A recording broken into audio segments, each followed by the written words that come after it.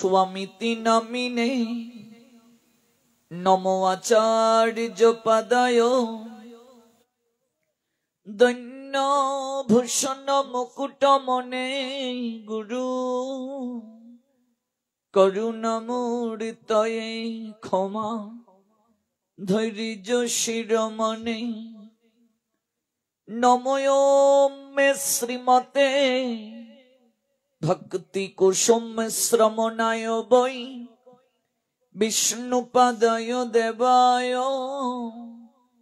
कृपा वेदये नमो नमः श्री गौरी करुणामूर्ति कृपा पूर्ण कलेवरं श्री भक्ति कुसुमं वन्दे राधा कुंज निवासिनम् नमो विष्णुपादाय कृष्ण प्रेष्ठाय भूतले श्रीमते भक्ति सिद्धान्त सरस्वती इति नामिने आनंद लीलामय विग्रहाय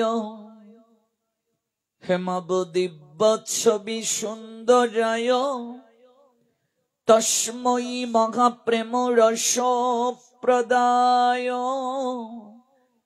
चैतन्य चनेराय नमो नमस्ते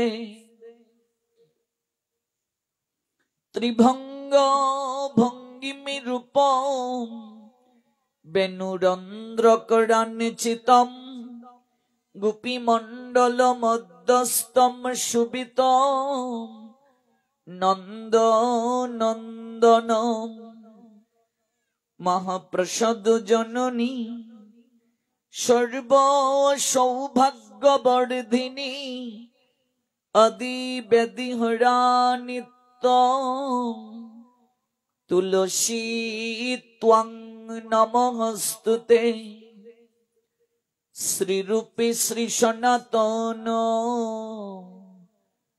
भट्ट रघुनाथ श्री जीव गोपाल भट्ट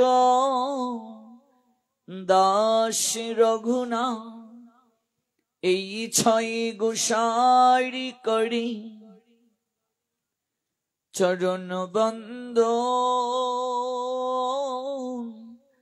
जहाँ होते विघ्न नाश अभिषिक्त पुराण এই ছয় গোসাই যার মুই তার দাস দাস বারো পদরেণু মোর পঞ্চগ্রাস তাদের চরণ সেবী ভক্ত শনিবাস জনমে জনমে মোর এই অভিলাষ এই ছয় গোসাই প্রভু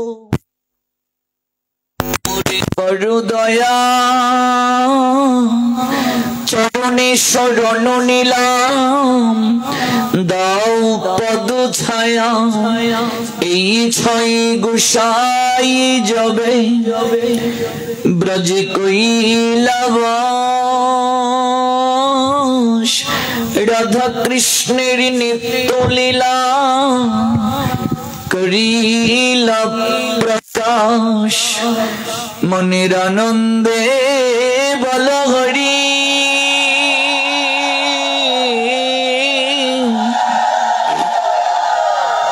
ভজ বৃন্দাবন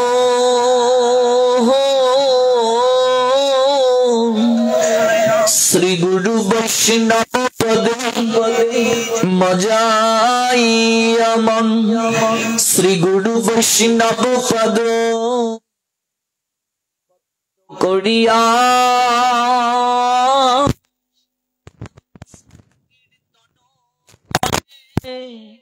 শ্রী নরোত্তম দাস জয় শ্রী কৃষ্ণ চৈতন্য দয়াল প্রভু নিত্যানন্দ श्री अद्वैत गदाधर श्रीवासदि श्री गौरी भक्त वृंद নন্দ। হরে কৃষ্ণ কৃষ্ণ কৃষ্ণ হরে হরে, হরে রাম রাম রাম হরে হরে, হরে কৃষ্ণ কৃষ্ণ কৃষ্ণ হরে হরে, হরে রাম রাম রাম হরে হরে, হরে কৃষ্ণ কৃষ্ণ কৃষ্ণ হরে হরে, হরে রাম রাম রাম হরে হরে।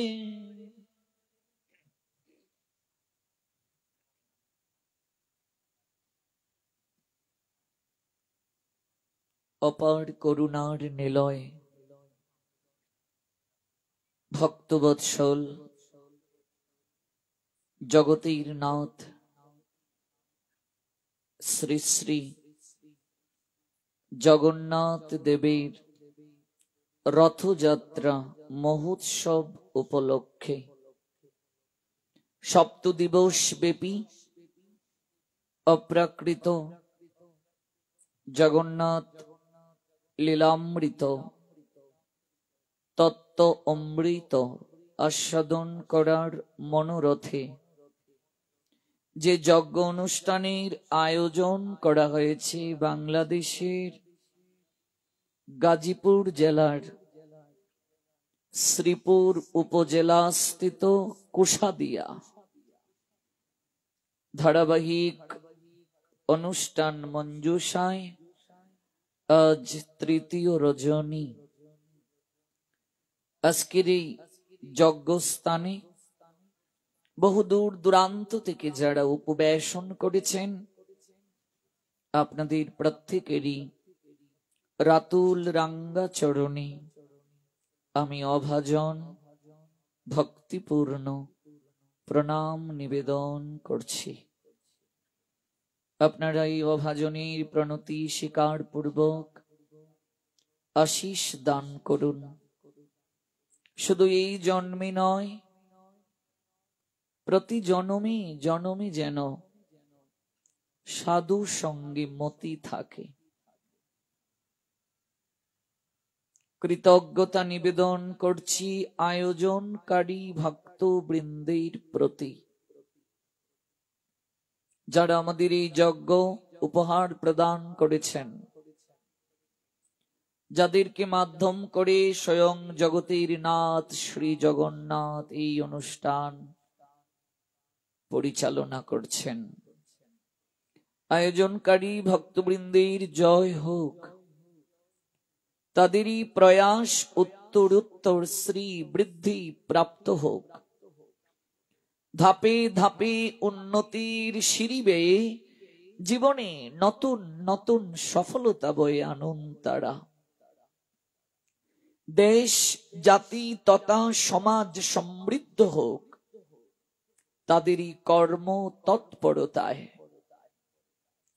আয়োজনকারী ভক্তবৃন্দের অহৈতুকী কৃষ্ণ প্রেম ভক্তি প্রাপ্তির অভিলাষ জগন্নাথ চরণে নিবেদন করে অভিনন্দন জ্ঞাপন করছি ইন্টারনেটের কল্যাণে যারা আছেন আমাদের সঙ্গে দেশ এবং দেশের বাহির থেকে।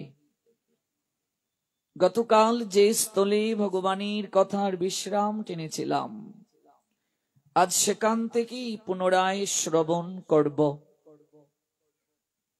তবে আমরা যেটুকু সময় ভগবানের কথা শ্রবণ করব, সেই শ্রবণ যেন আমাদের কায় মনোবাক্যে হয়।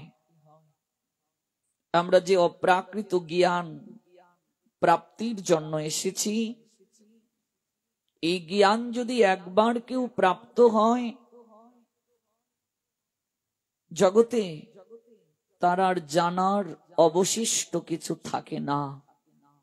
কেননা ভগবান শ্রীমুখে বলেছেন, শ্রীমদ্ ভগবত গীতার ৭ম অধ্যায় জ্ঞান বিজ্ঞান যোগ শ্লোক সংখ্যা ২, জ্ঞানম তে অহম সবিজ্ঞানম ইদম বক্ষ্যামি অশেষতঃ ইয়ৎ জ্ঞাত্বা ন ইহ ভুব অন্যৎ জ্ঞাতব্যম অবশিষ্যতে। পরমেশ্বর ভগবান শ্রী গোবিন্দ বলছেন, অর্জুন, আমি এখন তোমাকে বিজ্ঞান সমন্বিত এই জ্ঞানীর কথা বলবো। এই জ্ঞান কেমন? বলছেন বিজ্ঞান সমন্বিত। যা জানা হলে জগতে তোমার আর জানার অবশিষ্ট কিছু থাকবে না। I shall now declare unto you in full this knowledge. Both phenomenon and noumenos, this being known, nothing further shall remain for you to know. Said all power supreme being Krishna. Srimad Bhagavad Gita, 7th chapter, Gyan Vigyan Yog, 2 verse. আমি তোমাকে যে জ্ঞান বিজ্ঞান সমন্বিত এখন বলছি, যা জানা হলে এই জগতে সকল জ্ঞান তোমার জানা হবে, কোনো কিছুই অবশিষ্ট থাকবে না। অর্জুন, আমি জগতে সর্বভূতের কারণ। মনুষ্য জীব এই তত্ত্ব যদি না জানে সে মূঢ়। ভগবানকে জানার নামই জ্ঞান, বাকি সব অজ্ঞান। বীজম মাম সর্বভূতানাম, আমি সর্বভূতের কারণ। বিদ্ধি পার্থ সনাতনম, হে পার্থ, হে পিতার পুত্র। অর্জুনের একটা নাম পার্থ। অর্জুনের নাম 22টি। 22টি নামের মাঝে সবচেয়ে বেশি যে নামে ভগবান অর্জুনকে ডেকেছেন সেই নামটি হচ্ছে পার্থ। শ্রীমদ্ ভগবদ গীতায় পার্থ নামে ভগবান ডেকেছেন 38 বার। হে পার্থ, আমাকে সর্বভূতের কারণ বলে জানবে। Son of Partho, know that I am the original seed of all existence. আমি সর্বভূতের কারণ, আমি সনাতন। আমি বুদ্ধিমানের বুদ্ধি, আমি তেজস্বীদের তেজ। আমাকে জানা হলে জগতে আর কোনো কিছু জানার বাকি থাকে না। ভগবানকে যে জানি না, ভগবানকে যে উপলব্ধি করতে পারে না, নিজের স্বরূপ যে জানে না, আমি কে, কোথা থেকে এলাম, এই জগতে আমার কর্তব্য কি, আমি কি করছি, যে জানে না, নিজের অস্তিত্ব সম্পর্কে যে জ্ঞাত নয়, তাকে তো জ্ঞানী বলা যায় না। এজন্যই মহাজন বলছেন, যদি কেউ জড় জগতের সকল জ্ঞানে গুণান্বিত হয়, তথাপি সে যদি কি লাগি আইলি ভবে, এই জগতে কেন তুমি এলে এই তত্ত্ব যদি সে না জানে, বৃথা তার অধ্যয়ন, তার অধ্যয়নটা বৃথা। লোচন বিহীন জন, লোচন মানে চোখ, বৃথা তার অধ্যয়ন লোচন বিহীন জন। দর্পণে অন্ধে কিবা কাজে, অন্ধ ব্যক্তির সামনে যদি একটা দর্পণ তুলে ধরা হয়, দর্পণ শব্দের অর্থ আয়না। আচ্ছা, অন্ধ ব্যক্তির সামনে যদি আয়না ধরা হয়, সে কি নিজের প্রতিচ্ছবি দেখতে পারবে গো? অন্ধ ব্যক্তির সামনে দর্পণ দিয়ে হবেটা কি? বৃথা তার অধ্যয়ন। এই যে এত পড়াশোনা করলো, এত ডিগ্রি নিল, সকল কিছু বৃথা। বৃথা তার অধ্যয়ন লুচন বিহীন জন, তার চোখ নাই। ভাবুন তো, জগতে কত লোক আছে যারা অন্ধ, জগতে কত লোক আছে নিরক্ষর। আপনাকে ভগবান চোখে দৃষ্টি দিয়েছেন, আপনাকে ভগবান অক্ষর জ্ঞান দিয়েছেন। আপনি যদি গীতা না পড়েন, যদি আপনি ভাগবত না পড়েন, ভগবান যদি আপনায় প্রশ্ন করেন, জগতে কত লোক আছে রে যাদেরকে আমি কর্মানুযায়ী চোখ দেইনি, কত লোক আছে নিরক্ষর, তোর চোখে যে আলো দিলাম, একটা দিনও তুই পড়লে না, জানলে না আমি কেমন করে জগতে তুই চলবে। এই যে এত আমি চমৎকার বিধান দিলাম, জীবনকে উৎকর্ষ কেমন করে সম্পাদিত করতে হয়, যত নিয়ম নীতি যত বিধান আমি দিয়ে দিলাম, একটি বারও তো তুই পড়লি না, জানলি না, কি উত্তর দেবেন সেদিন আপনি? লোচন বিহীন জন, চোখ থাকতেও সে অন্ধ। দর্পণে অন্ধে কিবা কাজে, দর্পণ অন্ধ ব্যক্তিকে কোনো কাজ দেয় না। আবার বেদ বিদ্যা কিছুই জানে না, সে যদি জানে গোবিন্দ সর্বসার, সে যদি জানে গৌরাঙ্গ সর্বসার, সে যদি জানে জগতের নাথ প্রভু জগন্নাথ তিনি একমাত্র নয়ন পথের পথিক, তার থেকে শ্রেষ্ঠ জগতে কেউ নাই। তিনি তো বলছেন অকঙ্কার of oil, there is not root superior to me, everything rides upon me as pillar strong on trade. যদি কেউ জানে, বুঝতে পারে, এই তত্ত্ব উপলব্ধি করতে পারে, মত্ত পরতরম ন অন্নত কিঞ্চিত অস্তি ধনঞ্জয় ময়ি সর্বমিদম প্রতম সূত্রী মণিগণাইব। যদি এই তত্ত্ব উপলব্ধি করতে পারে, গৌরাঙ্গ আমার জীবনের সার, জগন্নাথ আমার জীবনের সার। মহাজন বলছেন বেদ বিদ্যা দুই কিছুই না জানো তো, সে যদি গৌরাঙ্গ জানে সার। নয়নানন্দ ভনে সেই তো সকলই জানে, সর্বসিদ্ধি করতলে তার, সব তার জানা হয়ে যায়। নয়নানন্দ ভনে সেই তো সকলই জানে, সব জানে সে, সর্বসিদ্ধি করতলে তার, সকল সিদ্ধি তার করতলে। যদি গৌরাঙ্গ সার জানে, গোবিন্দ সার জানে, ভাবুন তো, দুর্লভ মানুষ জীবন প্রাপ্ত হলাম, আর কোন জন্মে চিন্তা শক্তি কি আমাদের ছিল? বিচার ক্ষমতা ছিল মা? বিবেক বোধ ছিল? মনুষ্যত্ব বোধ ছিল? পশুকুলে, কীট পতঙ্গ কুলে যখন জন্ম নিয়েছিলাম, উদ্ভিদ কুলে, যার দুটো চরণে শক্তি আছে, সে যদি চরণের সদ্ব্যবহার না করে, মন্দিরে না যায়, সাধু সঙ্গে না যায়, গুরু বৈষ্ণব দর্শনে না যায়, তাহলে তার আর পঙ্গুর মাঝে পার্থক্যটা কোথায় মা? সেই ব্যক্তি আর বৃক্ষকুলে জন্ম যে নিয়েছে, তার মাঝে পার্থক্য কোথায় গো? যেই চরণের সদ্ব্যবহার করতে জানলো না, কি পার্থক্য ভাবুন তো। একটা লোক মন্দিরে গিয়ে ভগবানকে প্রণাম দিয়ে বলছে, ঠাকুর এমন জন্ম দিলে, জুতো কিনার সামর্থ্য দিলে না। অভিযোগ জানাচ্ছে ভগবানের নিকটে, এমন জন্ম দিলে এক জোড়া জুতো কিনবো, পাদুকা কিনবো, সামর্থ্য দিলে না। ভগবানকে ইচ্ছে করে অভিযোগ জানালো, ইচ্ছে করে শাসালো। মন্দির থেকে সে যখন বের হবে, হঠাৎ তার দৃষ্টি নিবদ্ধ হলো, একজন লোক হুইল চেয়ারে বসা, দুটো পা নাই, কোটি টাকার মালিক সে, সঙ্গে সকল তার কর্মচারী তাকে নিয়ে এসেছে ভগবান দর্শন করানোর জন্য চেয়ারে বসিয়ে। ধনাঢ্য ব্যক্তিটার দিকে সেই লোকটি কিছুক্ষণ তাকিয়ে রইল, অতঃপর ভগবানের চরণে গিয়ে আবার সাষ্টাঙ্গে প্রণাম দিল। আগে লম্বা হয়ে প্রণাম দেয়নি, এবার সাষ্টাঙ্গে প্রণাম দিয়েছে। প্রণাম দিয়ে বলছে, ঠাকুর একটু আগে আমি যে তোমায় অভিযোগ জানিয়ে গিয়েছি, আমায় ক্ষমা করে দাও। ঠাকুর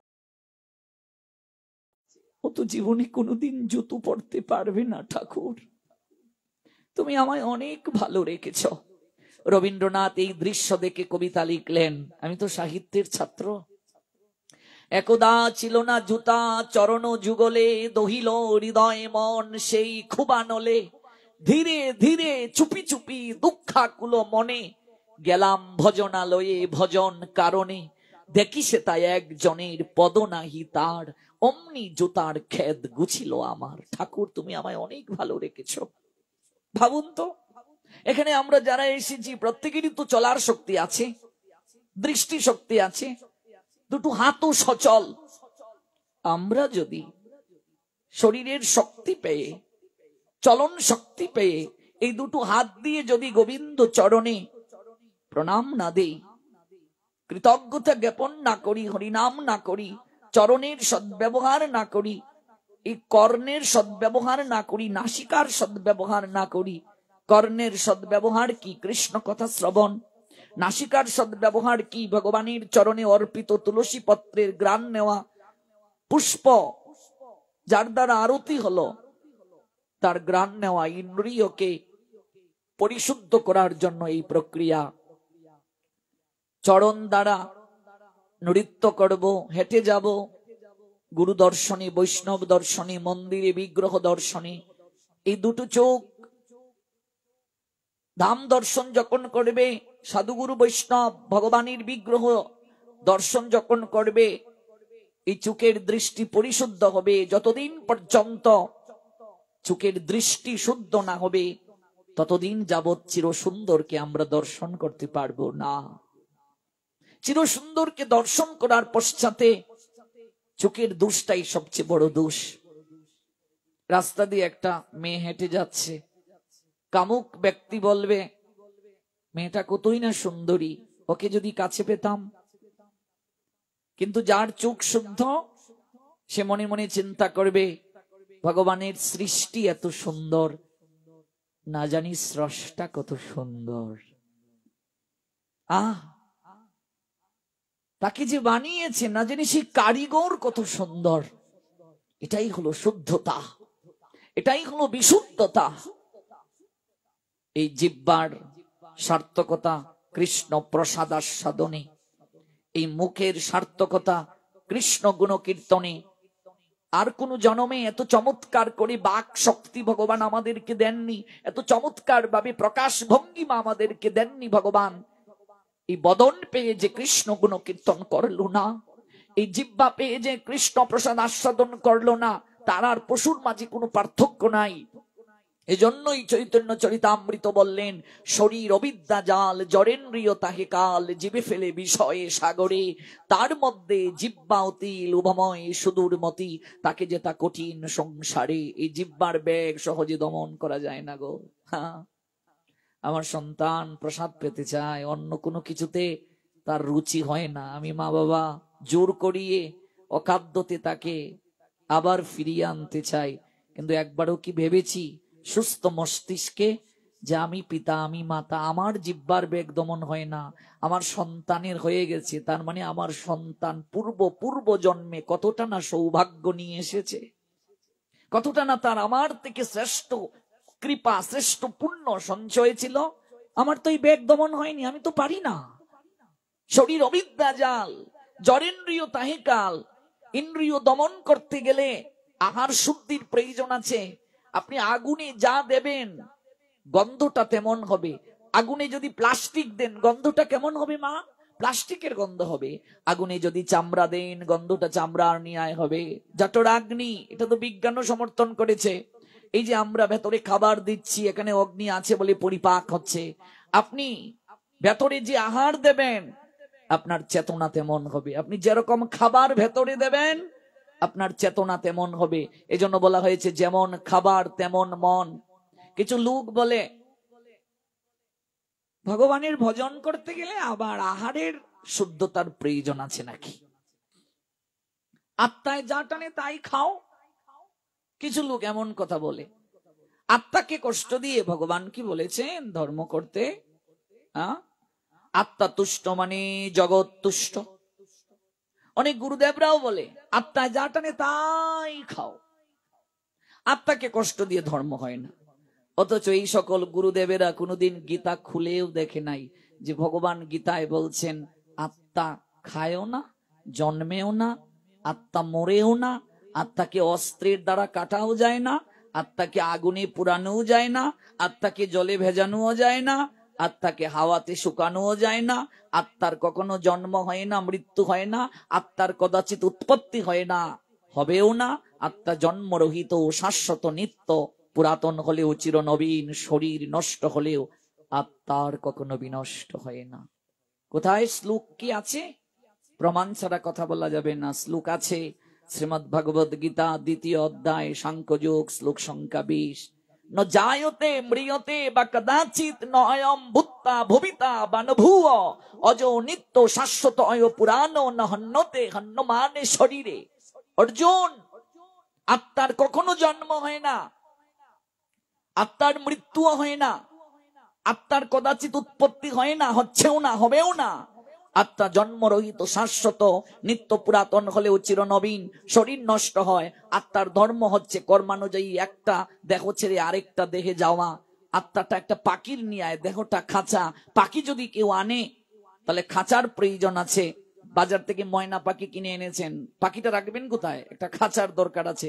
পাখি নাই, খাঁচার দরকার নাই। আত্মা ভেতর ছেড়ে চলে গেলে এই দেহরূপ খাঁচার কোনো মূল্য নাই, নষ্ট হয়ে যায়, পচে যায়। For the soul there is neither birth nor that, and any time he has not come into being, does not come into being, and will not come into being. He is unborn, eternally by existence and primeval. He is not slain when the body is slain, said Almighty Creator Krishna, Srimad Bhagavad Gita 2 chapter, Shankha 20 verse. Hanyate হন্যমানে শরীরে, ভগবান বলছেন। তাহলে আত্মা কি করে? মানুষ যেমন পুরাতন কাপড় ত্যাগ করে নতুন আরেকটা কাপড় পরে, আত্মাও তেমনি পুরাতন একটা শরীর ত্যাগ করে আরেকটা শরীরে যায়। প্রমাণ কোথায়? গীতার 2য় অধ্যায় সাংখ্যযোগ, শ্লোক সংখ্যা 22। বাসাংসি জীর্ণানি ইয়াতা বিহায় নবানি গৃহন্নাতি নর অপরাণী তথা শরীরানি বিহায় জীর্ণানি অন্যানি সংয়াতি নবানি দেহি। যে person puts on new garments, মানুষ যেমন একটা পোশাক পরে, কাপড় পরে, নতুন কাপড় পরে কখন পরে? যখন কাপড়টা পুরাতন হয়ে যায়, ছিঁড়ে যায়। গিভিং আপ ওল্ড ওয়ান্স, পুরাতন কাপড়টা ত্যাগ করে নতুন একটা কাপড় পরে। The soul similarly accepts new material bodies, giving after old one and useless one. আত্মাও তেমনি জীর্ণ পুরাতন শরীরটাকে ত্যাগ করে নতুন আর একটা শরীরে যায়। ওই আত্মাকে অস্ত্রের দ্বারা কাটা যায় না। নৈনং ছিন্দন্তি শস্ত্রাণি নৈনং দহতি পাবক ন চৈনম ক্লাদন্তি আপ ন সুসৌতি মারুত। 2য় অধ্যায় সাংখ্যযোগ, শ্লোক সংখ্যা 23, শ্রীমদ্ ভগবদ Gita. The soul can never be cut to pieces by any weapons. অস্ত্র দ্বারা তাকে কাটা যায় না। Nor burned by fire, আগুনে পোড়ানো যায় না। Nor moistened by water, জলে ভেজানো যায় না। Nor withered by the wind, কখনো বাতাস দ্বারা শুকানো যায় না। আত্মা মাছ খায় না, মাংসও খায় না, নিরামিষও খায় না, কিছু খায় না। যে বাবা আমরা মাছ মারা, মাছ ধরা, মাছ বিক্রি করা আমাদের পেশা, আত্মা কি মাছ খায়? বলছে না, খায় না। বাবা আমরা সবজি করি, আমরা নিরামিষ খাই, আত্মা কি খায়? বলছে না, খায় না। তাহলে আত্মার আহার কি? আত্মার আহার একমাত্র কৃষ্ণ নাম, কৃষ্ণ কথা, আর কিচ্ছু গ্রহণ করে না। তাহলে ভাবুন, দুদিন যদি দেহকে কেউ খাবার না দেয়, দেহটা ক্লান্ত হয়ে যায়, দেহটা শক্তিহীন হয়ে যায়। দেহটাকে পরিচালনা করছে হচ্ছে আত্মা। যদি আত্মা দেহের ভেতরে না থাকে তাহলে সেই দেহটা কি হয়? সেই দেহটা শক্তিহীন হয়ে যায়, সেই দেহটা কর্মক্ষম হয়ে যায়। আমরা যারা হরিনাম করছি না, জপমালা নেইনি, হরি কথা যারা শ্রবণ করছি না, আত্মাকে যারা আহার দিচ্ছি না, তাদের আত্মার অবস্থানটা কেমন? এই জন্য গীতায় একটা শ্লোক আছে, শ্লোকটার বাংলাটা বলি। আত্মা আত্মার বন্ধু, আত্মা আত্মার শত্রু। আপনি আপনার আত্মাকে বন্ধুও করতে পারেন, আপনি আপনার আত্মাকে শত্রুও করতে পারেন। তাহলে যে সকল গুরু গুসাইরা এসে বলে আত্মায় যা টানে তাই খাও, বুঝতে হবে ওদের মাঝে শাস্ত্রীয় কোনো জ্ঞান নাই। ওরা কোনোদিন শাস্ত্র অধ্যয়ন করে নাই। যেখানে জগৎগুরু ভগবান কৃষ্ণ বললেন, তার কথাই তারা বিকৃত করে নিজের স্বার্থ চরিতার্থ করার জন্য জগতে প্রচার করছে। আপনি যেমন ভোজন করবেন, আহার করবেন, আহারের সঙ্গে মনের একটা সম্পর্ক আছে। আপনি একটা পুজোতে যাবেন, আগের দিন যখন আপনি সংযম করেন, আপনাকে পবিত্রতা মনের মাঝে আছে এরকম একটা ভাব আসে কিনা? আপনি একটা নতুন কাপড় পরলেন, অঞ্জলি দিতে যাবেন, কিংবা ধোয়া কাপড় পরলেন, মনের মাঝে একটা অন্যরকম ভাব আসে কিনা? কিন্তু যে কাপড়টা পরে আপনি বাথরুম টয়লেটে গিয়েছেন, সে কাপড়টা পরে কি আপনি অঞ্জলি দিতে যাবেন? আপনার কি ইচ্ছে হবে? কিংবা এই কাপড়টা যদি পরা থাকে, গুরু বৈষ্ণব আপনার গৃহে গিয়েছেন, আপনার মাঝে একটা অশৌচ ভাব লাগবে না, যে না আমি কেন জানি একটু অপবিত্র? কিংবা আপনি এই কাপড়টা পরা অবস্থায় কি ধূপ দ্বীপ জ্বালাতে সন্ধ্যাবেলা যাবেন? আপনার মনই আপনাকে সায় দেবে না। ঠিক তেমনি ভাবে আপনি যখন সংযম জীবন যাপন করবেন, আপনি ঈশ্বরের অনেক নৈকট্যে চলে যাবেন। আপনার মনই আপনাকে পবিত্রতা প্রদান করবে। ভগবান আপনার অনেক কাছের জন আপনার মনে হবে, ভগবান আপনার নৈকট্যের জন মনে হবে। যেমন খাবার তেমন মন, যেমন মন বুদ্ধি তেমন, যেমন বুদ্ধি তেমন স্থিতি, যেমন স্থিতি তেমন লয়, যেমন লয় তেমন প্রাপ্তি। আমাদের ইন্দ্রিয় উত্তেজিত, ইন্দ্রিয় সংযম হয় সাত্বিক আহার যদি কেউ গ্রহণ করে। গীতায় 3 প্রকার আহারের কথা আছে, সাত্বিক, রাজসিক, তামসিক। গবেষণায় দেখা গিয়েছে যারা ভেজিটেরিয়ান, সাত্বিক আহার যারা গ্রহণ করে, তাদের বীর্যের ঘনত্ব বেশি, তাদের আয়ু বাকি আহারকারীদের থেকে, রাজসিক তামসিক আহারকারীদের কিংবা যারা মাংসাশী কিংবা মাংস আহারী, তাদের থেকে সাত্বিক আহারীদের গড় আয়ু বেশি। গবেষণায় আরো দেখা গিয়েছে আমাদের পূর্বপুরুষেরা সাত্বিক আহারী ছিলেন। নৃবিজ্ঞানীগণ জোর দিয়ে বলেছেন আমাদের যে পরিপাকতন্ত্র, আমাদের এই পরিপাকতন্ত্র মাংস আহারী, তাদের পরিপাকতন্ত্রের সঙ্গে সাদৃশ্য নেই, মিল নেই। দেখবেন একটা কুকুর জল কি করে খায়?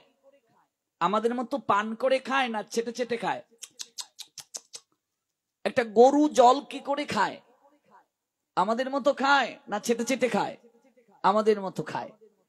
একটা বাঘ জল কি করে খায়? একটা ঘোড়া জল কি করে খায়?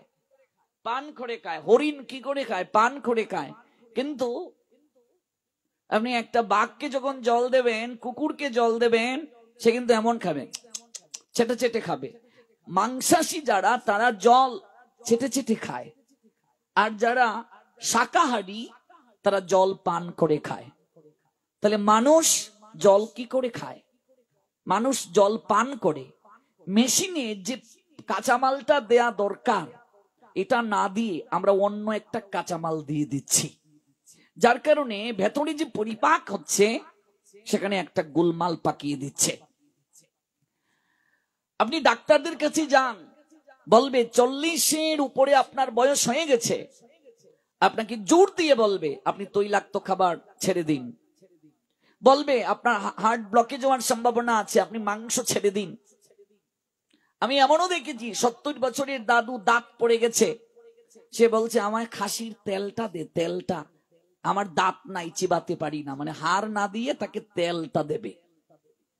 তাহলে 70 বছরেও যদি জিহ্বার লালসা থাকে, ভাগবত একটা জীবন শৈলী, ভাগবত আমাদেরকে একটা পরিমিত এবং একটা সুশৃঙ্খল জীবন যাপনের শিক্ষা দিয়েছে। ভাগবত আমাদেরকে শিক্ষা দিয়েছে একটা উন্নত জীবন ধারার।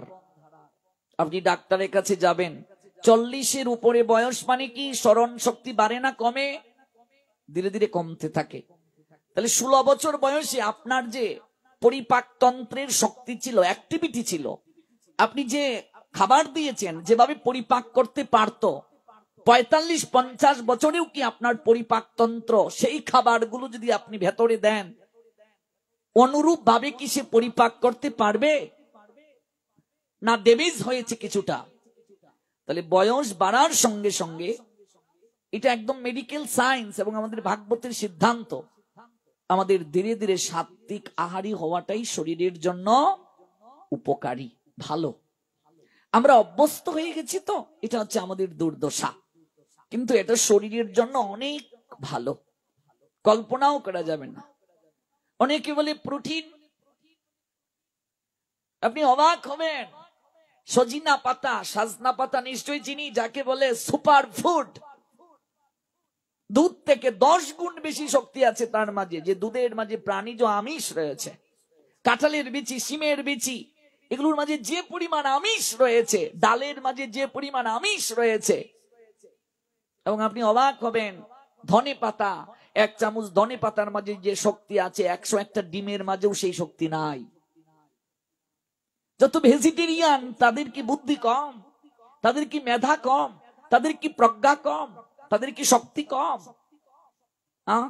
এই জগন্নাথের এক একটা পান্ডা পুরীতে গিয়ে দেখবে, আমাদের মতো 5-10টাকে আপনাদের বাসায় কি আঙ্গানু, আপনারা কি বলেন, আঙ্গানু, আঙ্গিয়ে নিয়ে যাবে, মানে তুলে নিয়ে যাবে। হ্যাঁ, এক একটা পান্ডার কি শক্তি, ওরা কি খায়? শাক পাতা। ওদের এত শক্তি করতে গেল।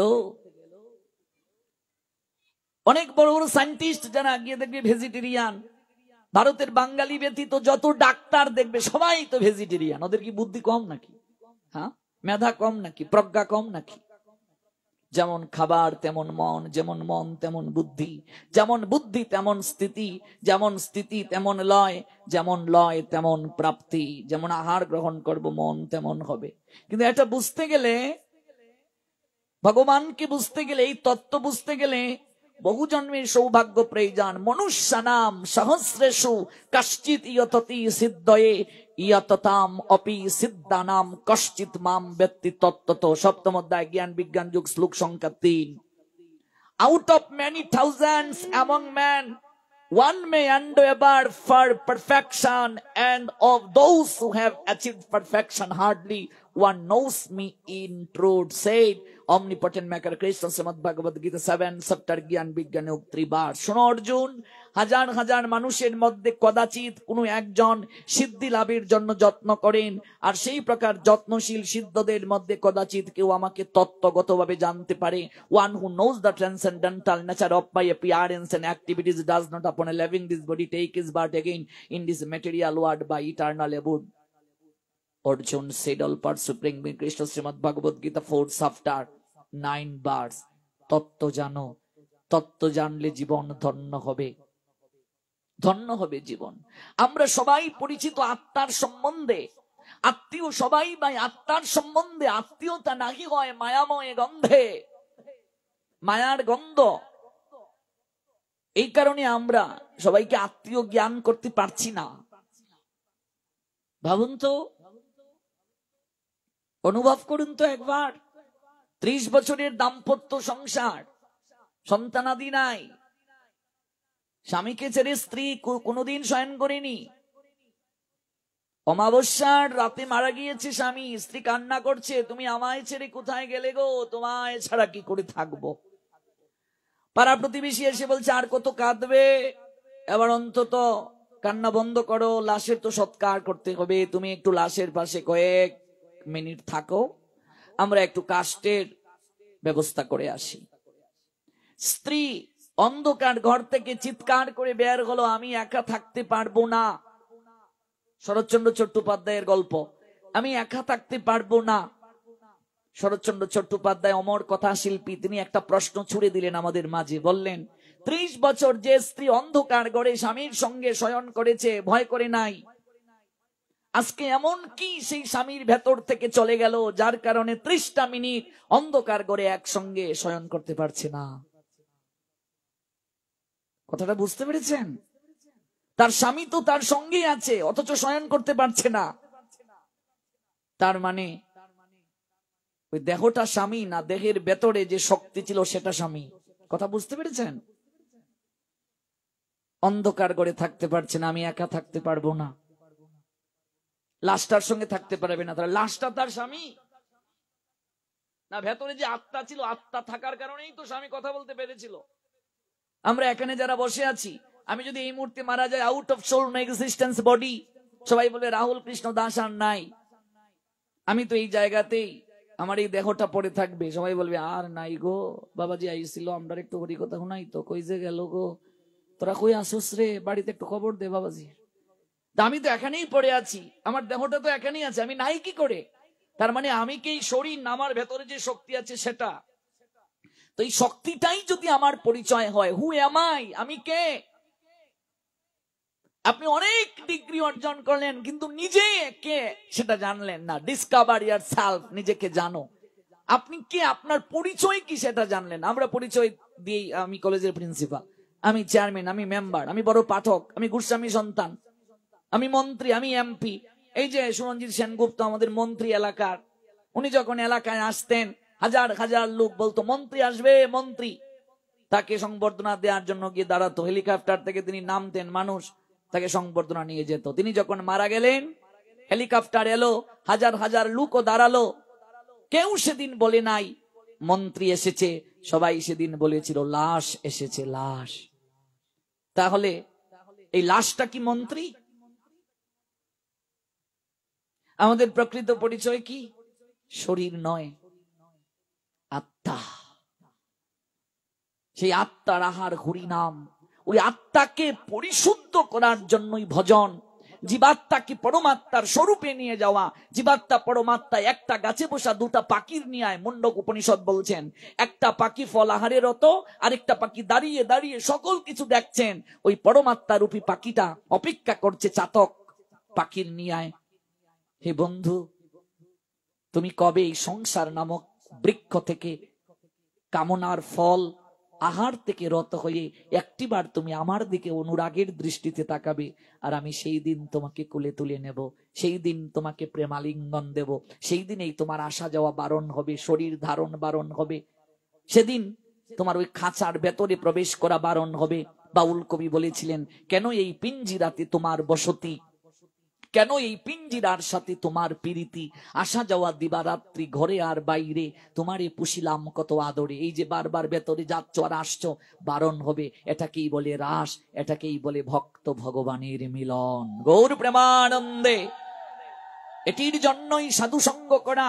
এই তত্ত্ব যতদিন পর্যন্ত মানুষ উপলব্ধি করতে না পারবে, ততদিন যাবৎ মানুষের দুঃখ দূর হবে না।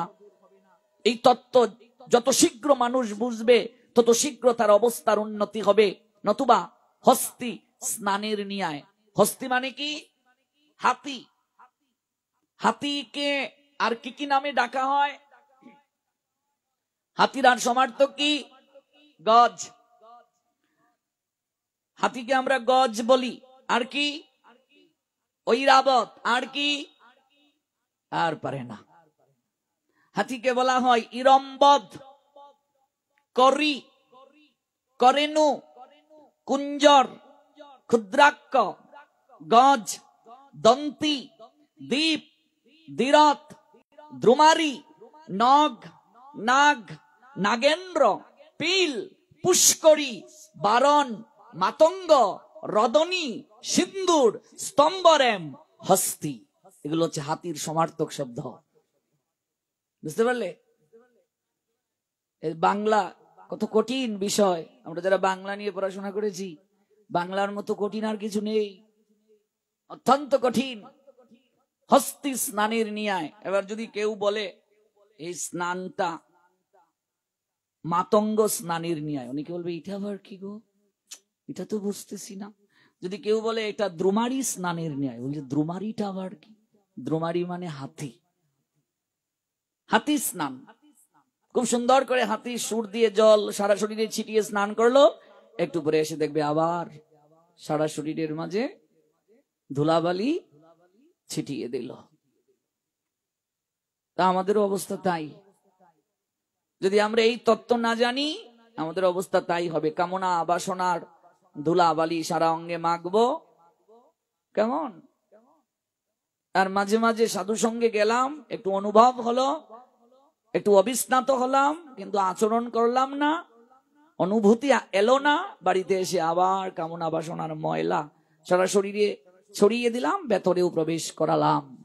এই জন্য আসুন সেই তত্ত্ব জানি, যে তত্ত্ব শুনলে জীবন ধন্য হবে, যে তত্ত্ব শুনলে মানুষের অনুভূতির দরজা খুলে যাবে, যে তত্ত্ব শুনলে মানুষ বিস্মিত হবে যে এই দুর্লভ মনুষ্য জীবন প্রাপ্তি কত কঠিন, কত সৌভাগ্যের কারণে এই জীবন প্রাপ্ত হয়েছি। এই তত্ত্ব জানলে উঁচু নিচু ভেদাভেদ থাকবে না। এই তত্ত্ব জানলে সর্বত্র ঈশ্বরের অনুভূতি আসবে। আজকে যে লোকটা সুইপার, মূর্খ লোকেরা তাদেরকে নিন্দা করে, অথচ এই তত্ত্ব জানলে অনুভব হবে। কবি লিখেছিলেন, কেবলে তোমারে বন্ধু অস্পৃশ্য অসুচি, সুচিতা ফিরেছে সদা তোমারই পিছনে। রাস্তার কুকুরটার মাঝে যে আত্মা আছে, জাল বায়ে যে তার ভেতরে সে আত্মা আছে, চণ্ডী পাঠ করছে যে ব্রাহ্মণ তার ভেতরে আত্মা আছে, যে বৈষ্ণব ভাগবত পাঠ করছে তার ভেতরে অনুরূপ আত্মা আছে, ল্যাট্রিন যে পরিষ্কার করছে তার ভেতরে অনুরূপ আত্মা আছে। ভগবান বলছেন, ব্রাহ্মণ চণ্ডাল কুকুর উভয়ের মাঝে আমি আত্মারূপে অবস্থান করছি। এই তত্ত্ব যেদিন জানবে, মানুষে মানুষে ভেদাভেদ শুধু ভুলবে না, পশু পাখি কীট পতঙ্গ তাদেরকেও বিনা কারণে তুমি আঘাত করতে পারবে না। এই ভক্তিপথে আসার আগে অনেক সময় সন্ধ্যাবেলা ব্যাং দেখলেই মারার ইচ্ছে হতো। এখন তো একটা জ্ঞান থাকাকালীন অবস্থায়, চেতনা থাকাকালীন অবস্থায় একটা কীট পতঙ্গকেও আঘাত করতে ভেতর থেকে ইচ্ছে হয় না। এই তত্ত্ব মানুষকে মনুষ্য থেকে ধীরে ধীরে দেবতার দিকে নিয়ে যায়। তুমি আছো গৃহ আবাসে, তাই আছে রুচি, নহিলে মানুষ বুঝি ফিরে যেত বনে। ভাবুন তো, হ্যাঁ, ল্যাট্রিন যে পরিষ্কার করছে তারা যদি জগতে না থাকতো, তাহলে তোমাকে আর ঘরে থাকার দরকার ছিল না, ওই বনে যেতে হতো তোমাকে দুর্গন্ধের জন্য। আচ্ছা, ময়লা আবর্জনা যেখানে নিয়ে রাখা হয়, এইদিকে আমরা যখন যাই তখন আমরা কি করি? নাকটা এরকম চেপে ধরি, ধরি কি ধরি না? কিন্তু যারা ময়লা আবর্জনা নিয়ে যাচ্ছে, ওরা এটার মাঝে কি করে থাকছে? তার মানে আমি থাকতে পারছি না, ওই লোকটা থাকতে পারছে, তাহলে ওই জায়গায় আমার থেকে ও শ্রেষ্ঠ কি শ্রেষ্ঠ না? হ্যাঁ, কবি বলছেন, ঘৃণার নাহিক কিছু স্নেহের মানবে, হে বন্ধু তুমি একা জেনেছো সে বাণী, নির্বিচারে আবর্জনা বহ অহর্নিশ, নির্বিকার সদা সূচি তুমি গঙ্গা জল, নীলকণ্ঠ করেছেন পৃথিবীরে নির্বিষ, আর তুমি তারি করেছ নির্মল। যখন সমুদ্র মন্থন হলো, অমৃত উঠলো, বিষ উঠলো, সবাই অমৃত গ্রহণ করার জন্য মারামারি শুরু করে দিল, বিষটা কেউ গ্রহণ করছে না। মহাদেব তখন এগিয়ে এসে বললেন, আমি বিষ গ্রহণ করব। মহাদেব বিষটা গ্রহণ করে নীলকণ্ঠ হলেন। জগতে যত এই ময়লা আবর্জনা, যত বিষ রয়েছে, তুমি নীলকণ্ঠের নিয়ায়, মহাদেবের নিয়ায় তুমি জঞ্জালকে পরিষ্কার করছো। দেখো কবি কোন দৃষ্টিতে দেখেছেন। এসো বন্ধু এসো বীর, শক্তি দাও চিত্তে, কল্যাণের কর্ম করি লাঞ্ছনা সহিতে। মানুষের মাঝে যখন জ্ঞান আসে, মানুষের মাঝে যখন প্রেম আসে, মানুষের মাঝে যখন ভক্তি আসে, তখন ভেদাভেদ ভুলে যায়। আপনাকে কেউ কষ্ট দিয়েছে, যন্ত্রণা দিয়েছে, আপনি যখন তত্ত্ব জ্ঞানে গুণান্বিত থাকবেন, তখন আপনার আর ইচ্ছে হবে না। হয়তো সে অবুঝ এই কথাটা বলেছে। আজকে দেখবে যত মারামারি, যত কাটাকাটি, সব অজ্ঞান ব্যক্তিরা করে। তারপর আবার ভাবে, কেন যে এই কাজটা করতে গেলাম, হ্যাঁ, কেন যে এই কাজটা করতে গেলাম। এই জন্য একটা চমৎকার কবিতা আছে, কুকুর আসিয়া এমন কামড় দিল পথিকের পায়, কামড়ের চোটে 20 দাঁত ফুটে 20 লেগে গেল তাই। রাস্তা দিয়ে একটা লোক যাচ্ছে, একটা কুকুর এসে তার পায়ের মাঝে কামড় দিয়ে দিল, এমন ভাবে কামড় বসিয়ে দিয়েছে 20 দাঁত ফুটে গেছে। ঘরে ফিরে এসে রাত্রে বেচারা বিষম ব্যথায় জাগে, মেয়েটি তারই সাথে হায়, জাগে শিওরের আগে। তার একমাত্র মেয়ে শিওরের পাশে জেগে জেগে বাবার চুলগুলো টেনে টেনে আর ললাটের মাঝে হাত বুলিয়ে দিয়ে মেয়েটা বাবাকে সান্ত্বনা দিচ্ছে। এক পর্যায়ে বাপের এসে বলে, বৎসনার ছলে কপালে রাখিয়া হাত, তুমি কেন বাবা ছেড়ে দিলে তারে, তোমার কি ছিল না দাঁত? মেয়েটা তার বাপকে বলছে, একটা কুকুর এসে তোমারে কামড় দিয়ে চলে গেল, তোমার দাঁত ছিল না? তুমি একটা তার পায়ে কামড় বসিয়ে দিতে পারলে না? মেয়েটি তার বাবারে বলে বৎসনা ছলে, কপালে রাখিয়া হাত, তুমি কেন বাবা ছেড়ে দিলে তারে? তোমার কি ছিল না দাঁত? তোমার দাঁত ছিল না? তুমি একটা কামড় বসিয়ে দিতে পারলে না? কষ্টে হাসিয়া আর্ত কহিল, তুই রে হাসালি মুড়ে, দাঁত আছে বলে কুকুরের পায়ে দংশি কেমন করে? আমার দাঁত আছে তাই বলে কি আমি কুকুরের পায়ে কামড় দিয়ে দেব? আপনার মাঝে যখন জ্ঞান জাগ্রত হবে তখন আপনি তত্ত্ব বুঝতে পারবেন, ভালো মন্দ বিচার করার ক্ষমতা আসবে। এই জ্ঞান প্রাপ্তির জন্যই তো আমাদের তত্ত্বদ্রষ্টার নৈকট্যে পাতেন পরিপ্রশ্নেন সেবয়া উপদেক্ষন্তি তে জ্ঞানম জ্ঞানীন তত্ত্বদর্শিনঃ। এরপরের লাইনটা খুব সুন্দর। কুকুরের কাজ কুকুর করেছে, কামড় দিয়েছে পায়, তাই বলে কুকুরের কামড়ানো কিরে মানুষের শোভা পায়? কুকুরের কাজ কুকুর করেছে। কে বলেছেন এই কবিতা? কবি সত্যেন্দ্রনাথ দত্ত।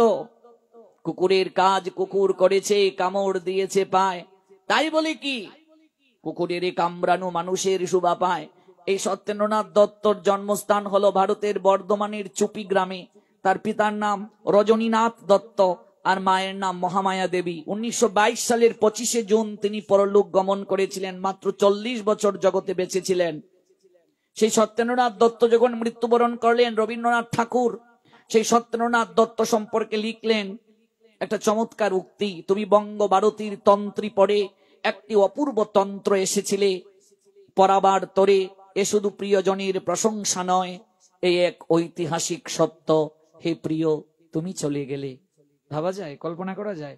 রবীন্দ্রনাথ তাকে মূল্যায়ন করে লিখলেন, যতদিন পর্যন্ত মানুষের মাঝে সমত্ববোধ না আসবে, তত্ত্ব জাগ্রত না হবে, জ্ঞান জাগ্রত না হবে, ততদিন মারামারি হানাহানি থাকবে, ততদিন জগতে হিংসা থাকবে, বিদ্বেষ থাকবে। এই বিদ্বেষ ভুলে নবজন্মের সূচনা হয় যখন মানুষ তত্ত্ব জ্ঞান প্রাপ্ত হয়। এই জন্য মনে রাখবে, পিতা মাতার বীর্যে রজে একবার মানুষের জন্ম হয়, আর গুরুদেবের নিকট থেকে যখন সে জ্ঞান প্রাপ্ত হয়ে দীক্ষা লাভ করে তখন তার দ্বিতীয় জন্ম হয়। বুঝতে পেরেছেন কথাটা? এই জন্য দীক্ষার পরে তাকে আর একটা নতুন নামও দেয়া হয়।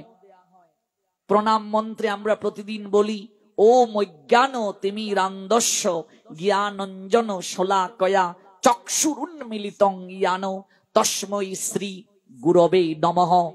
অজ্ঞানজনিত আধারে আমি নিমগ্ন, তুমি আমায় জ্ঞানঞ্জন শলাকা দিয়া চক্ষুটাকে উন্মিলিত করে দাও হে গুরুদেব।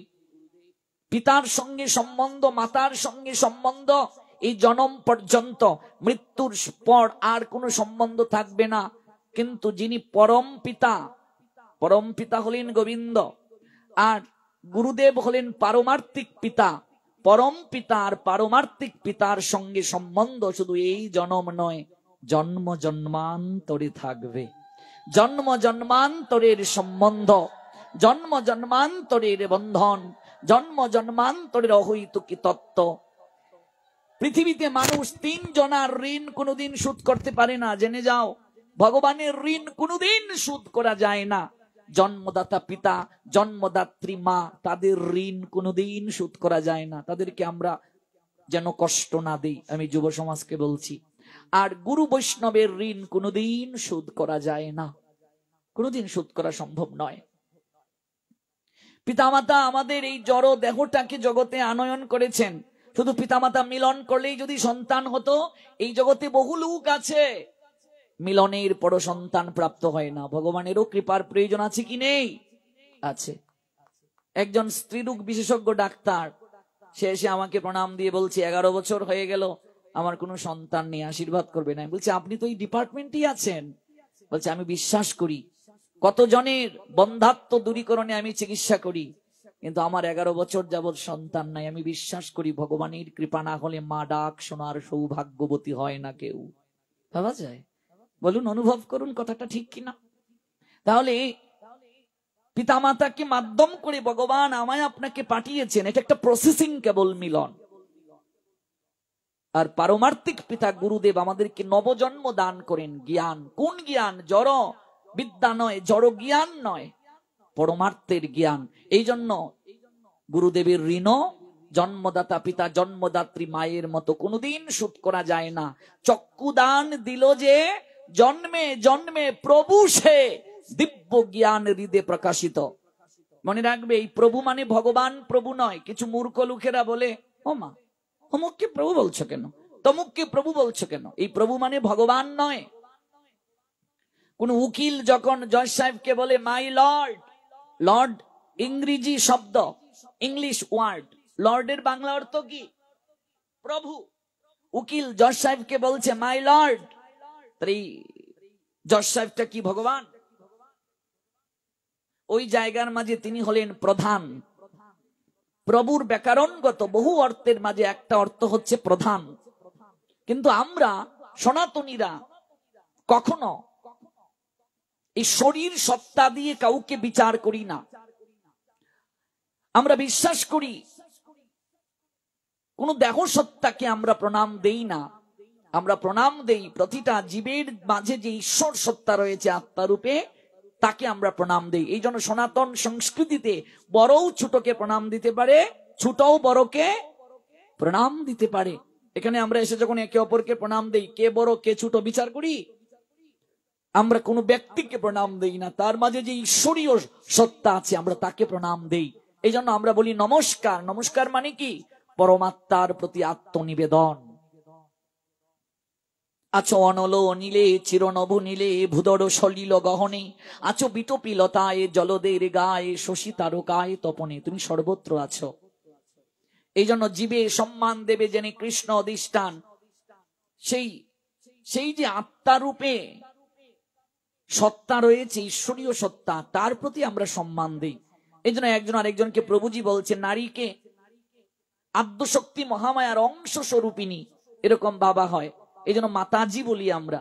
এবার আপনাকে যে প্রভুজি ডাকতে হবে তা নয়, আপনি বাবাজি ডাকতে পারেন, বাবা ডাকতে পারেন, আপনার যা ইচ্ছে ডাকতে পারেন। এই নিয়ে বিতর্ক করার দরকার নাই, সমালোচনা করার দরকার কি, নিজের অপরাধ তার পাল্লা ভারী করার দরকার কি? সনাতন তত্ত্ব বুঝতে গেলে একটু জ্ঞান থাকতে হবে। জ্ঞানহীন হয়ে সনাতন তত্ত্ব বোঝা যাবে না। সনাতন তত্ত্ব বুঝতে গেলে সাধনা দরকার। সাধনা ছাড়া সনাতন তত্ত্ব বোঝা যাবে না, সম্ভব নয় বোঝানো। সনাতন তত্ত্ব সাধনা ব্যতীত অনুভব করা যায় না। এজন্য তত্ত্বদ্রষ্টার নৈকট্যে গিয়ে এই তত্ত্ব জানতে হয়। আসুন আমরা গতকাল যেখানে তত্ত্ব কথার বিশ্রাম টেনেছিলাম, আজ আমরা সেখান থেকে সেই অপূর্ব তত্ত্ব শ্রবণ করব।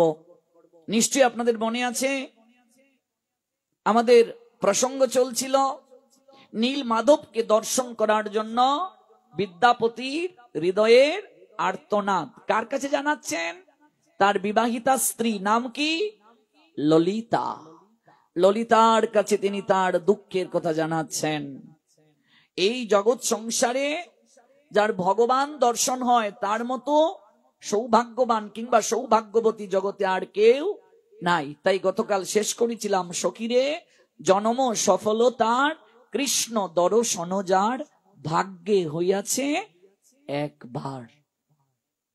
এই জগতে তার মতো সৌভাগ্য আর কারো নাই, যার ভগবান দর্শন হয়েছে, যার ভগবান দর্শন জীবনে একবার হয়েছে। তো যে নীল মাধবের কথা আমরা জানছি, সেই নীল মাধব আছেন কোথায়? বর্তমানে ভারতের পূর্ব প্রান্তে অবস্থিত যে উড়িষ্যা রাজ্যটা আপনারা জানেন, সেই উড়িষ্যা রাজ্যের নয়াগড় জেলার মহানদীর তীরে কান্তিলু যে জনপদ, সেই জনপদের যে প্রাচীন মন্দির নীল মাধবের মন্দির, সেই জায়গাতেই বিদ্যাপতি দর্শনের জন্য ললিতাকে আকুতি নিবেদন করছেন। বিদ্যাপতি কিভাবে এলেন, ললিতার সঙ্গে কি করে বিয়ে হলো, সকল বৃত্তান্ত আমরা প্রথম দিন থেকেই ধীরে ধীরে শ্রবণ করছি। যারা আজকে নতুন এসেছেন তারা হয়তো বাকি দুটো অনুষ্ঠান এই তত্ত্ব যে আস্বাদন হয়েছে তা থেকে বঞ্চিত হয়েছেন। ললিতাকে জড়িয়ে ধরে বিদ্যাপতি বলছেন,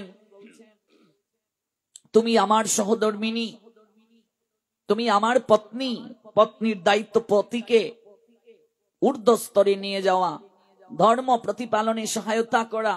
সহধর্মিনী শৈব্যা ছিলেন। বিয়ে করলেই সহধর্মিনী হয় না মা। শৈব্যা স্বামীর ধর্মকে রক্ষা করার জন্য। স্বামীর ধর্মটা কি? শৈব্যার স্বামীকে দাতা হরিশ্চন্দ্র, হরিশ্চন্দ্র দান করেছিলেন বিশ্বামিত্রকে, বিশ্বামিত্র মুনিকে। দান করলে কি দিতে হয়? দক্ষিণা দিতে হয়। আপনার গৃহে যখন কোনো অতিথি যাবেন, সনাতন সংস্কৃতিতে অতিথিকে নারায়ণ স্বরূপে দর্শন করা হয়। গুরু বৈষ্ণব যখন আপনার গৃহে যাবেন, আপনার সামর্থ্য অনুযায়ী তাকে দক্ষিণা দিতে হবে। ভোজন করলেও ভোজন দক্ষিণা দিতে হয়। কেমন? গুরু বৈষ্ণবের জন্য কোনো কিছু নিয়ে যাবেন, সেখানেও সামর্থ্য অনুযায়ী একটা দক্ষিণা দিতে হয়। বস্ত্র আদি যা কিছুই দেবেন, দক্ষিণা দিতে হয়। ভাগবত পাঠ শ্রবণের পরও দক্ষিণা দিতে হয়, নতুবা নিষ্ফল শ্রবণ, সকল কার্য নিষ্ফল। গীতায় আছে মন্ত্রহীনা ক্রিয়াহীনা যত কার্য তামসিক, কার্য তামসিক যজ্ঞ বলে গণ্য। এই জন্য সসাগরা পৃথিবী দান করে দিলেন হরিশ্চন্দ্র, এগুলো আছে শাস্ত্র গ্রন্থে। দক্ষিণার টাকা সংগ্রহ করতে পারেন নাই, চণ্ডালের কার্য তিনি নিয়েছিলেন। আছে কি নাই? নিশ্চয়ই শুনেছেন আপনারা। বা দাতা হরিশ্চন্দ্র পালা কীর্তন গাওয়া হতো, সেজে গুজেও দেখানো হতো এক সময়। স্ত্রী স্বামীর ধর্ম রক্ষা করার জন্য নিজে ব্রাহ্মণের গৃহে পরিচারিকা হয়েছিলেন, নিজে সহজ কথায় কাজের বেটি হয়েছিলেন, পরিচারিকা। অর্থের বিনিময়ে যে মহারানী, সসাগরা পৃথিবীর অধীশ্বর দাতা হরিশ্চন্দ্র, সে হরিশ্চন্দ্রের যিনি রানী, রানীর যিনি রানী, মহারানী, আর রাজার যিনি রাজা, যাকে বলে সম্রাট, সসাগরা পৃথিবীর অধীশ্বর সম্রাট হরিশ্চন্দ্র, তার স্ত্রী মহারানী। সেই মহারানী আজ তিনি পরিচারিকা হলেন স্বামীর ধর্ম রক্ষায় সহায়তা করার জন্য। একটা নারীর জীবনে পতি যদি রাজা থাকে তিনি রানী, পতি যদি ভিখারি হন তিনি ভিখারিনী। একটা পতিব্রতা স্ত্রী পতির সুখে সুখী, পতির দুঃখে দুঃখী। যতদিন পর্যন্ত স্ত্রী এই শক্তি, এই তত্ত্ব, এই প্রীতি হৃদয়ে স্থান দিতে না পারবে, ততদিন যাবৎ সে কেবল সংসার করলো, কিন্তু স্বামীর এবং সংসারের যে বিশেষ তত্ত্ব অনুভব করতে সে পারলো না, বুঝলো না। আজকাল লিভ টুগেদার চলছে। লিভিং টুগেদার বুঝেন তো? লিভ টুগেদার বুঝেন তো? হ্যাঁ, বিবাহের আগে কয়েক বছর থাকে, তারা থেকে বুঝে যে ওর সঙ্গে সারা জীবন থাকতে পারবো কিনা। খুব চলছে, বিশেষ করে ভারতে সেলিব্রিটি, বা আমাদের বাংলাদেশেও সেলিব্রিটি যারা, তাদের মাঝে চলছে। আর তাদেরকে দেখে দেখে আমরাও অনুকরণ করছি। হ্যাঁ, একটা সিঁদুরের যে অধিকার সনাতন শাস্ত্রে, এই অধিকার, এই তত্ত্ব, এর যে প্রীতির যে ভার বহন করার অন্য কোনো কিছুতে শক্তি আছে নাকি? তারা লিভ টুগেদার করে দেখে একজন আর একজনের সঙ্গে থাকতে পারবে কিনা, তারপর তারা বিয়ে করবে। শাস্ত্র যাকে বলে পরকীয়া, অনৈতিক সম্পর্ক, যাকে বলে অবৈধ সম্পর্ক, শাস্ত্র যাকে বলে কলির আক্রা, কলি যে জায়গায় থাকে, অবৈধ সঙ্গ যাকে বলে, তাই হচ্ছে সমাজে। স্বামী এবং স্ত্রীর সম্বন্ধটা কত গভীর মানুষ উপলব্ধি করতে পারছে না। এই জন্য গতকাল যে তত্ত্বটা বলেছিলাম, 7 পাক কুঞ্জুর যে স্ট্রাকচার, তার সঙ্গে যে একটা ম্যাথমেটিক্স এর তত্ত্ব আছে, যে 7 সংখ্যাটাকেই বেছে নেওয়া হলো। 360 ডিগ্রি কোণ উৎপন্ন হয় কোন বিন্দুকে কেন্দ্র করে, এই স্ট্রাকচারে কুঞ্জু হয়। 7 সংখ্যাটাকে বেছে নেওয়া হলো। 7 দ্বারা 360 কে ভাগ করা যায় না, দশমিক নিলে অনন্তকাল ভাগ চলবে। ওই কুঞ্জুর স্ট্রাকচারটাই বোঝাচ্ছে স্বামী স্ত্রীর সম্পর্ক কোনো কিছু দ্বারা খণ্ড বিখণ্ড করা যায় না, এই সম্পর্ক কোনো কিছু দ্বারা নষ্ট করা যায় না। আজকাল কিছু মূর্খ লোকেরা দেখবে বিবাহের পর সম্বন্ধ নিয়ে মারামারি করে, মা বড় না বউ বড়, এই নিয়ে মূর্খ সমাজে কিছু তত্ত্ব, কিছু কথা ছড়িয়ে যায়। এই যে কদিন আগে এসপি পলাশ মারা গেল, শুনেছেন তো? হ্যাঁ, গুলি করে নিজে মরে গেল। কারণটা কি? কাগজে লিখে গেল সব স্বর্ণ যেন আমার স্ত্রী নিয়ে যায়। তার মানে নিশ্চয়ই স্বর্ণ নিয়ে একটা কিছু হয়েছে। সব স্বর্ণ যেন আমার স্ত্রী নিয়ে যায়, আর আমার মা বাকি যা কিছু আছে আমার তা পাবে, আর আমার দেখাশোনা করবে। অর্থাৎ একটা পুরুষ মাকে মায়ের জায়গায়, স্ত্রীকে স্ত্রীর জায়গায় যদি রাখতে না পারে তাহলে সে ব্যর্থ। মনে রাখবে, মায়ের সঙ্গে স্ত্রী, স্ত্রীর সঙ্গে মা তুলনা হয় না। যারা তুলনা করে ওরা মূর্খ। মা মায়ের জায়গায় শ্রেষ্ঠ, স্ত্রী স্ত্রীর জায়গায় শ্রেষ্ঠ, দুইজনেই শ্রেষ্ঠ দুই জায়গায়। ভাগবত 5টা সম্পর্কের কথা বলছেন। মায়ের সঙ্গে সম্পর্কটা হচ্ছে বাৎসল্য সম্পর্ক। এই সম্পর্কে পৃথিবীর কারো স্থান নাই, তার কাছে কেউ আসতে পারবে না। এই জায়গায় মা সর্বশ্রেষ্ঠ, পৃথিবীর কেউ তার কাছে আসতে পারবে না। কারোর সঙ্গে তুলনা করাটাও অপরাধ। আর স্ত্রী স্ত্রীর জায়গায় শ্রেষ্ঠ, এখানে মাও আসতে পারবে না। স্ত্রীর সঙ্গে সম্পর্কটা হচ্ছে মধুর রসের সম্পর্ক। একটা নারী তার স্বামীর সামনে বস্ত্রহীন হতে পারে, তার কোনো লজ্জা নাই। এই সম্পর্কটা হচ্ছে মধুর সম্পর্ক, নিজেকে সমর্পিত করে দেওয়া যায়। সমাজ সংসার খারাপ বলবে না, বরং সমাজ সংসার বাসর ঘরে সাজিয়ে গুজিয়ে তাকে পাঠায়। সমাজে একটা কি থাকে, সমাজে একটা পারমিশন থাকে, এটাকে বলে মধুর রসের সম্পর্ক। এই সম্পর্কটা পৃথিবীর কারো সঙ্গে তুলনা করা যায় না। নিবেদিত সম্পর্ক, মা মায়ের জায়গায় শ্রেষ্ঠ, স্ত্রী স্ত্রীর জায়গায় শ্রেষ্ঠ। আমাদের সমাজে কিছু মূর্খ লোকেরা ছেলে বিয়ে করানোর পর মা স্ত্রীর জায়গায় যেতে চায়, স্ত্রী মার জায়গায় যেতে চায়। সমস্যাটা হচ্ছে এই জায়গায়। আচ্ছা বলুন তো, পলাশ বিয়ে করেছে, সে হানিমুনে যাবে, এখানে মা যাওয়ার দরকারটা কি? প্রয়োজনটা কি? বউ নিয়ে এসে ঘুরতে যাবে, তোর যাওয়ার দরকারটা কি? ভাবুন তো, অনুভব করুন তো। আজকাল সমাজ সংসারে অনেকটা জায়গায় চলে যাচ্ছে, কারো মাঝে কোনো শাস্ত্রীয় জ্ঞান নাই। আচ্ছা, ছেলে অফিস থেকে ফিরবে, মা নিজে না খেয়ে সন্তানের জন্য তাকিয়ে থাকে কি থাকে না? কাউকে দেখেছো, কোনো মাকে দেখেছো নিজে রান্না করে সন্তানকে না দিয়ে খেয়ে নেয়?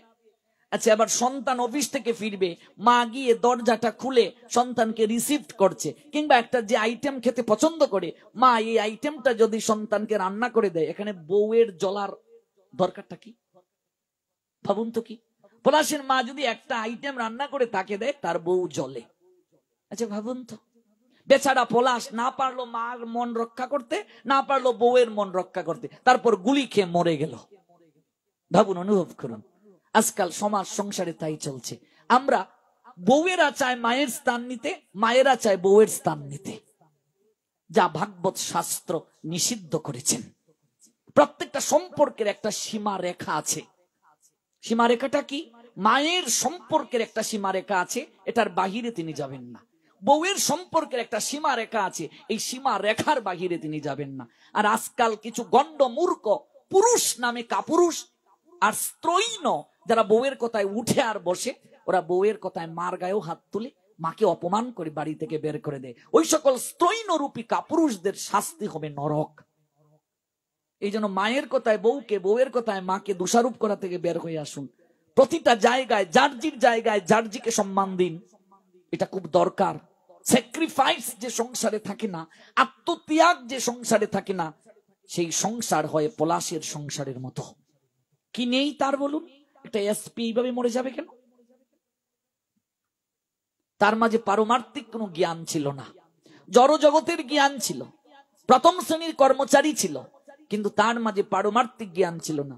যদি ভাগবতীয় জ্ঞান থাকতো, নিজের জীবনটাকে এইভাবে সে ধ্বংস করে দিত না। এই জন্যই নৈতিক শিক্ষাটা জীবনে খুবই দরকার। নৈতিক শিক্ষা যতদিন পর্যন্ত না থাকবে, ততদিন পর্যন্ত এই সমস্যার সমাধান হবে না। আজকাল দেখবে যতগুলো বৃদ্ধাশ্রম আছে, আমি অনেক বৃদ্ধাশ্রমের সঙ্গে সম্বন্ধ রেখে দেখেছি, এপার বাংলা ওপার বাংলা, দুই বাংলায় যত বৃদ্ধাশ্রম আছে, সকল বৃদ্ধাশ্রমে যে সকল বাপ মা থাকে, অধিকাংশ বাপ মার সন্তান হাই এডুকেটেড। হাই এডুকেটেড বাপ মারা বৃদ্ধাশ্রমে থাকে। উচ্চ পদস্থ চাকরিজীবী ব্যবসায়ীর বাপ মা বৃদ্ধাশ্রমে থাকে। কেন গো? কারণটা কি? কারণ আপনি আপনার সন্তানকে ডাক্তার, ইঞ্জিনিয়ার সবকিছু বানানোর জন্য নিজেকে একেবারে উৎসর্গ করে দিয়েছেন, কিন্তু আপনি আপনার সন্তানকে নৈতিক জ্ঞান দেন নাই, গীতার জ্ঞান দেন নাই, গীতার শিক্ষা, ভাগবতের শিক্ষা দেন নাই। প্রত্যেকটা দেখবে বাপ মা সন্তান জন্ম নেওয়ার পরই এরকম চিন্তা করে। চিন্তাটা কি? যে আমার ছেলে ডাক্তার হবে। নিশ্চয়ই এটা দোষের কিছু না, এই স্বপ্ন অবশ্যই থাকবে। স্বপ্ন না থাকলে, উদ্দেশ্য না থাকলে মানুষ সার্থক হবে কি করে?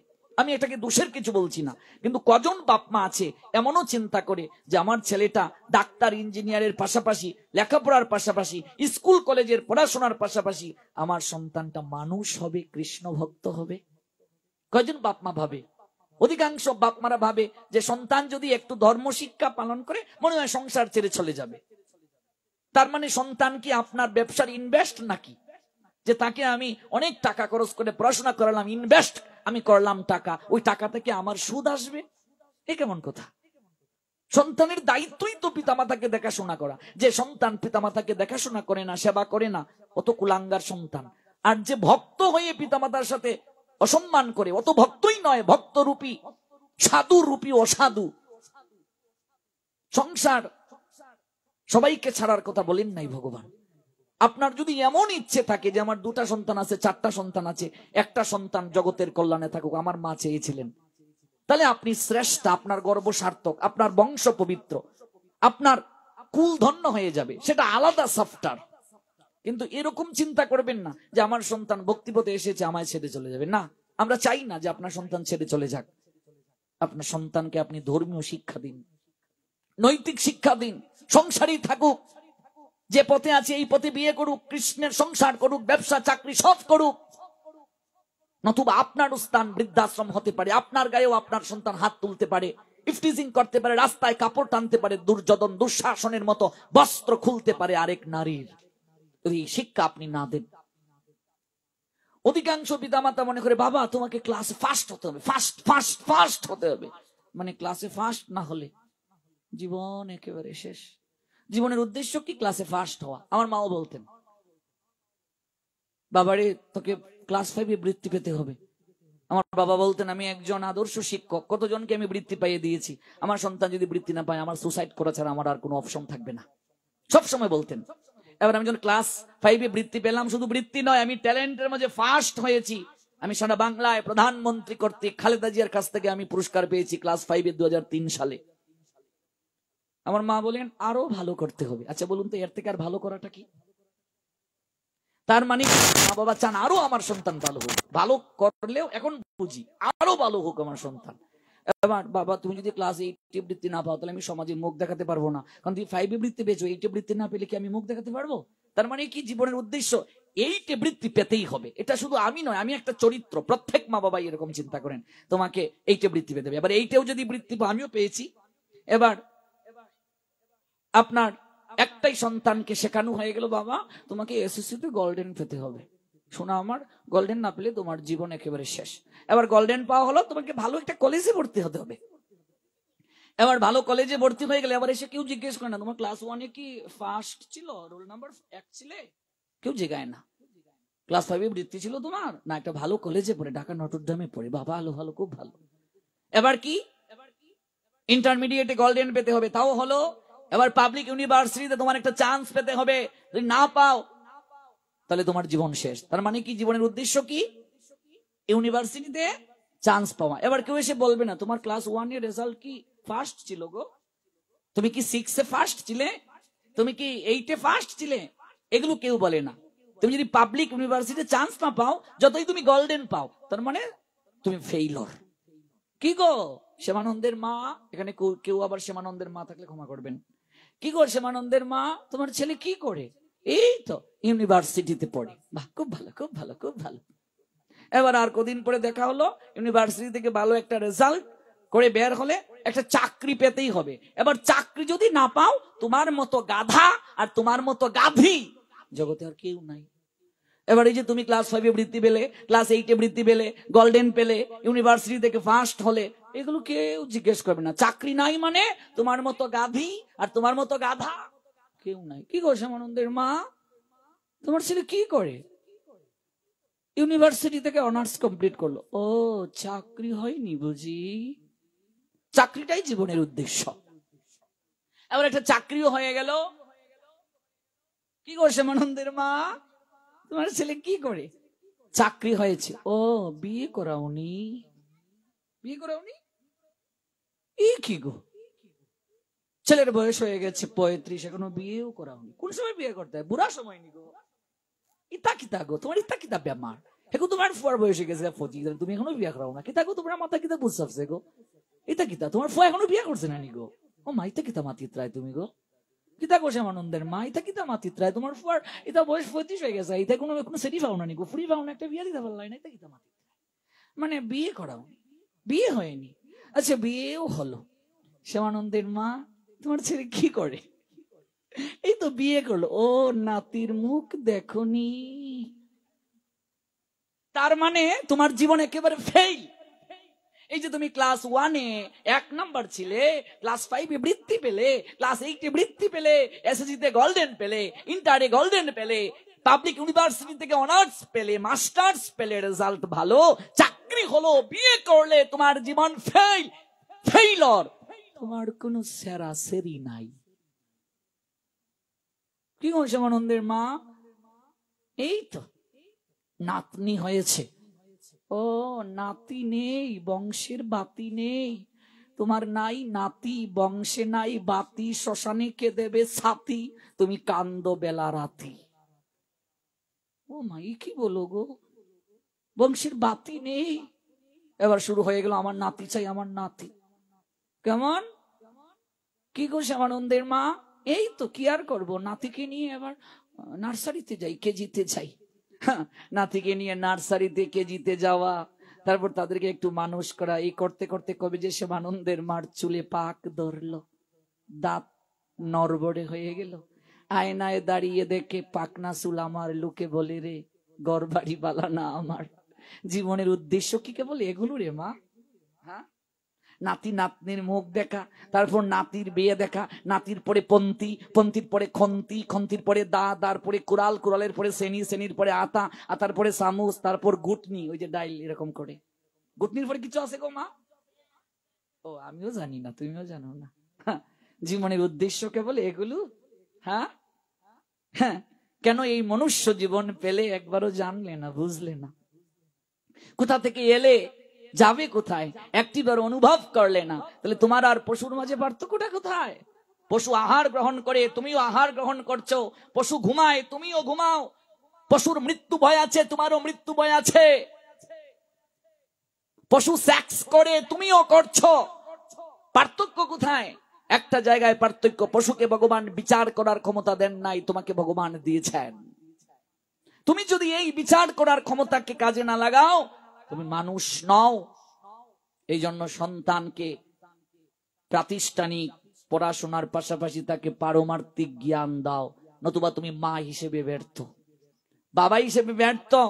যদি প্রাতিষ্ঠানিক জ্ঞান, গীতা ভাগবতের জ্ঞান কোন পিতামাতা তার সন্তানকে দেয়, ডাস্টবিনে সেই পিতামাতাকে ফেলবে না, কখনো বৃদ্ধাশ্রমে পাঠাবে না।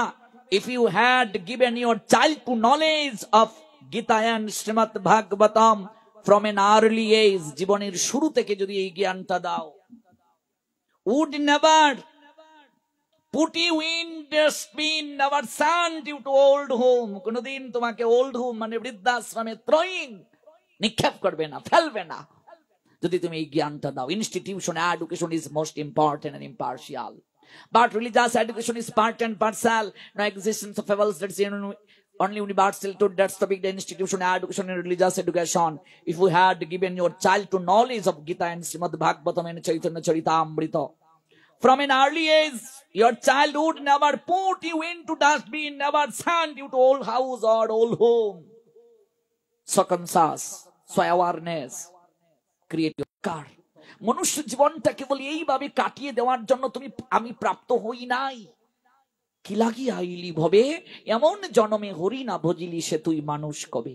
যাদের জন্য এত খাটছো, এত দায়িত্ব কর্তব্য পালন করছো, দেখবে ওরাই একদিন তোমায় বলবে জঞ্জাল মরে না কেন, মরলেই বাঁচি। একেশো পাকিবে, দন্ত নড়িবে, সম্বল হবে তোমার লাঠি, পুত্র পরিজন সকলে বলিবে এই জঞ্জাল মরিলেই বাঁচি।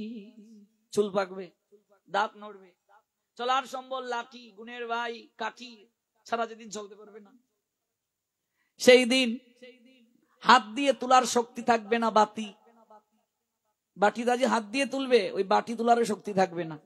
হ্যাঁ, জীবন বাতি একদিন নিভে যাবে, আক্ষেপ থাকবে, কিছুই করা হলো না, যে কারণে এলাম কিচ্ছু করতে পারলাম না, কিচ্ছু করার শক্তি এলো না।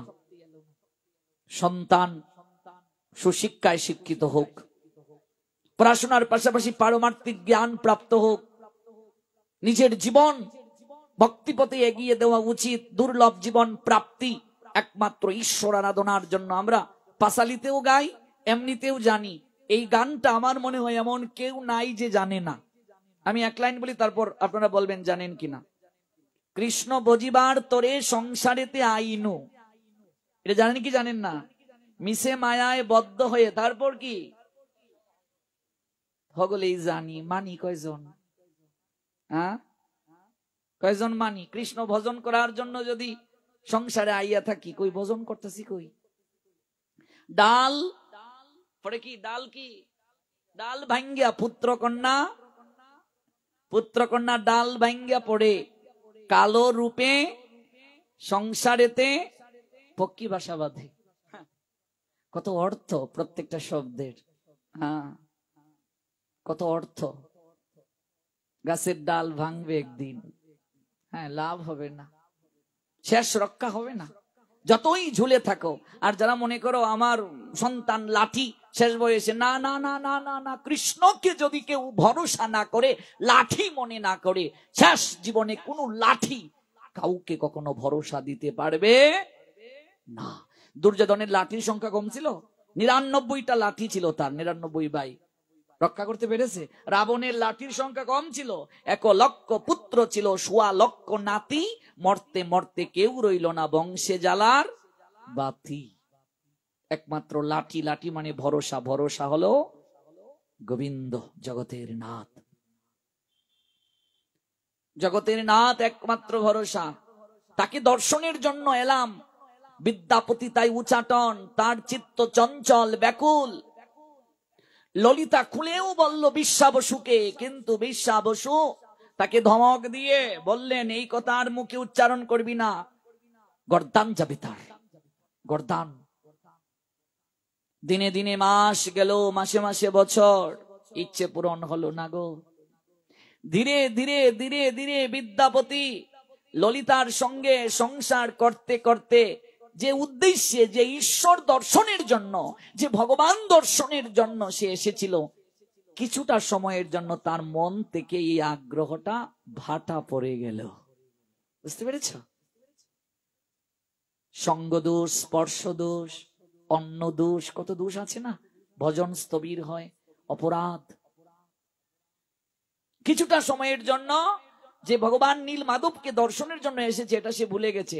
সে সুখে সংসার করতে শুরু করলো। ঘুমের দেশে আইয়ারে মন ঘুমাইয়া রইলে, ভুলে গেছে সে যে ভগবান দর্শনের জন্য এসেছে, ভুলে গেছে। একদিন গভীর অরণ্যে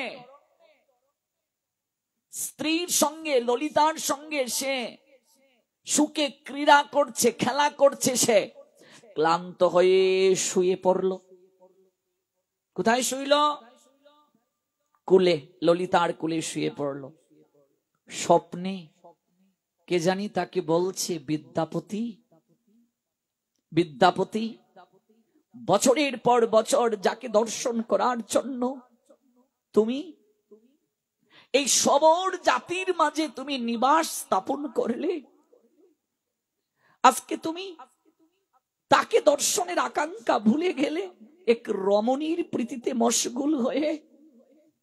তুমি কি মানুষ? তুমি না ব্রাহ্মণ কুলে, উচ্চ কুলে জন্ম নিয়েছ? তোমার জ্ঞান, বৈরাগ্য, ভক্তি সব ভাটা পড়ে গেল। ছি ছি ছি বিদ্যাপতি, তুমি বৈরাগ্যহীন হয়ে গেলে, ভক্তিহীন হয়ে গেলে, প্রেমহীন হয়ে গেলে।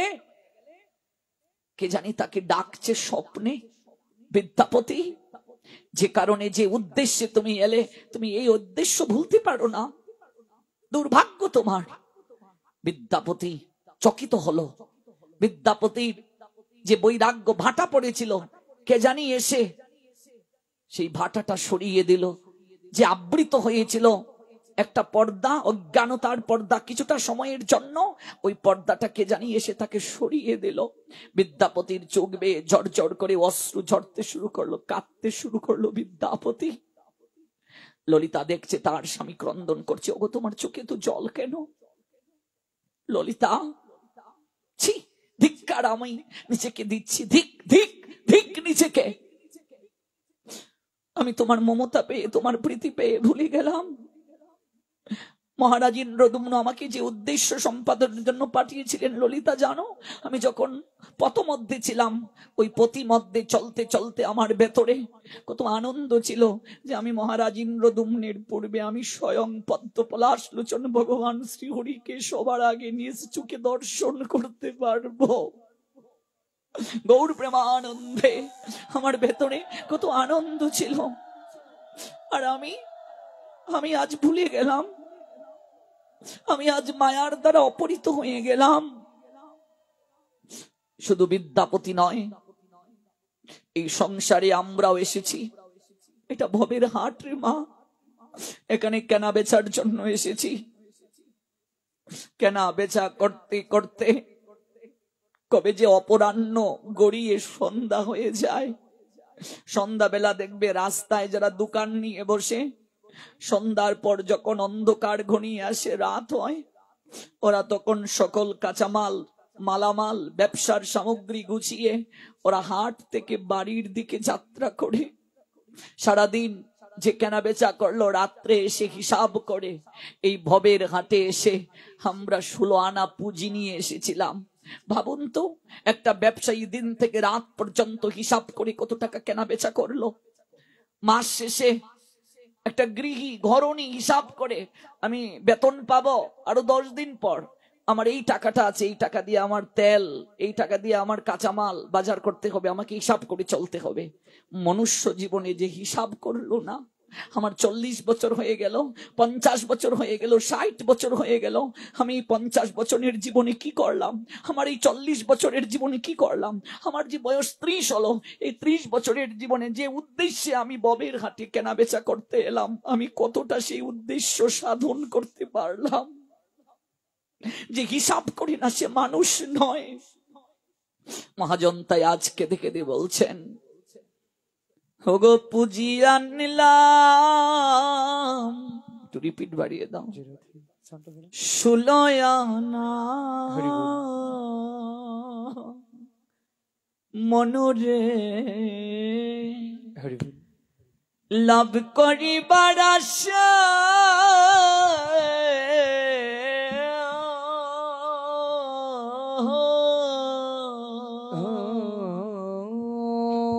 পুঁজি আনলাম, যে পুঁজি নিয়ে এসেছি এই সংসার 16 আনা কেনা বেচা করবো বলে, মনরে লাভ করিবার আশা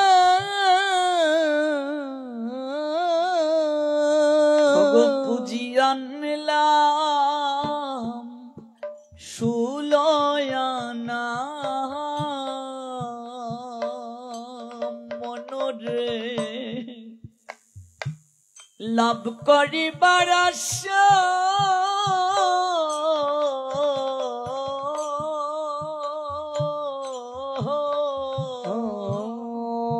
পুঁজি আনলাম 16 আনা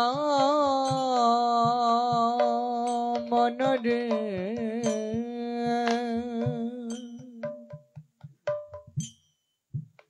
লাভ করিবার আশা আমার আসলে আসলে মিলে না,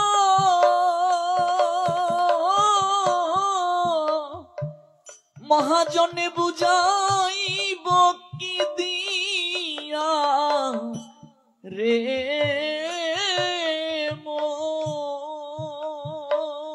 আমার আসলে আসল মিলে না,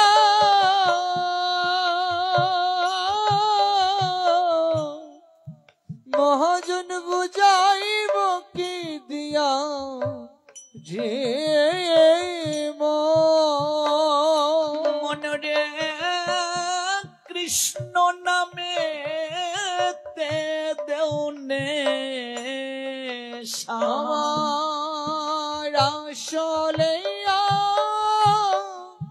সল মিলে না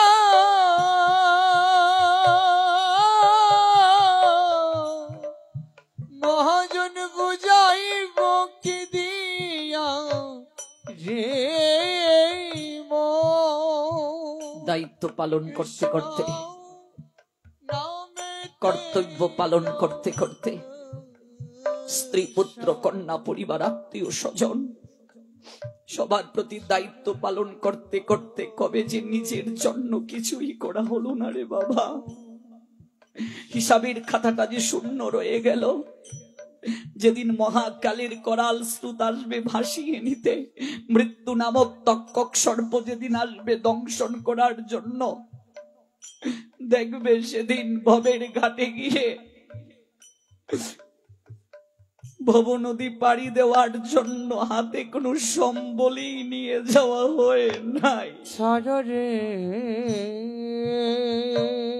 যে কৃষ্ণ নাম সম্বল, সেই সম্বলই আমার জীবনে করা হলো না। সংসারে আশা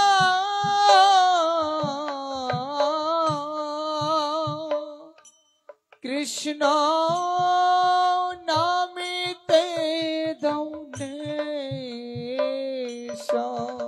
রে পূর্ণিমা তো থাকবে না রে, এই শরীরের পূর্ণিমা থাকবে না মা, যৌবন থাকবে না, স্বামী স্ত্রীর প্রতি এত ভালোবাসা থাকবে না, সন্তানাদির প্রতি এত মোহ প্রীতি থাকবে না, স্নেহ থাকবে না। মারে, এই জগতে তার মতো ভাগ্যবতী আর কেউ নাই। শেষের দিনে কারো বোঝা না হয়ে সুস্থ শরীরে গোবিন্দের নাম নিয়ে যে জগৎ থেকে যেতে পারে। সংসার কত বৈচিত্র্যময়, সংসার কত দুঃখময় বুঝবে যদি এই শরীরটা অচল হয়ে যায়। বিছানায় যদি পড়ে যাও, এই রথ যদি অচল হয়ে যায়, যে জগন্নাথের রথে গিয়েছ, রথ টেনেছ, এই রথ আর দেহ রথ পার্থক্য নেই। ওই রথ যদি অচল হয়ে যায়, সংসার কত বিচিত্রময় বুঝবে। তাই মহাজন বলছেন পূর্ণিমা চিরকাল থাকবে না। পূর্ণিমা তো থাকবে না রে মনরে, একদিন আসবে অমাবস্যা,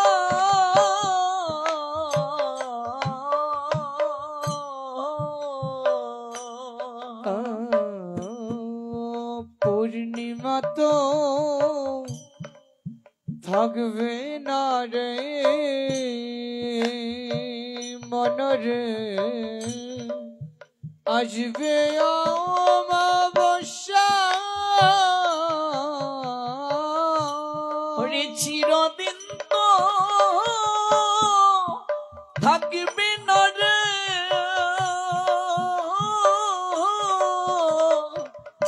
রঙের ভালোবাসা রে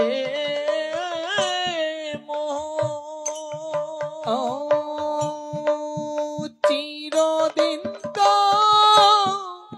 থাকবে না রে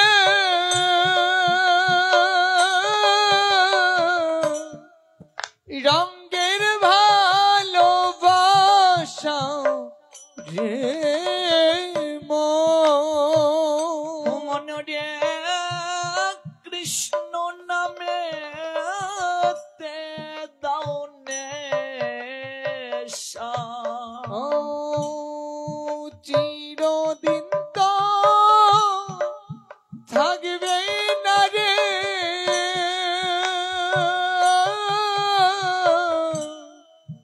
রঙের ভালোবাসা রে তোমার দিনে দিনে গনার দিন তো যাইতেছে ফুরাইয়া রে মোহ। দিনে দিনে গনার দিন তো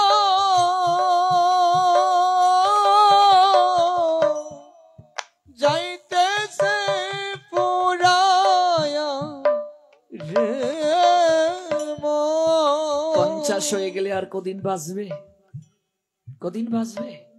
কি করলে? হ্যাঁ, জীবনের বেলা ধীরে ধীরে পশ্চিম গগনে ঢলে পড়ছে রে মা। দিনে দিনে তোমার গণার দিন ফুরিয়ে যাচ্ছে। একটিবারও কি ভেবেছ? একটিবারও কি অনুভব করেছ? যার মাঝে অনুভব হয় সে দেখবে নয়নের জল রাখতে পারবে না, কেঁদে কেঁদে বলবে গোবিন্দ সবার জন্য সবকিছু করলাম, তোমার কৃপা প্রাপ্তির জন্য যে জীবনে কিছুই করা হলো না। আমি যে বড় পাপী, আমি যে বড় অসহায়, আমি যে তোমার জন্য, তোমার সন্তুষ্টির জন্য, তোমার প্রীতি প্রাপ্তির জন্য আমার যে কিছু করা হলো না গোবিন্দ। দিনে দিনে গনার দিন তো যাইতেছে ফুরাইয়া। দিনে দিনে গনার দিন তো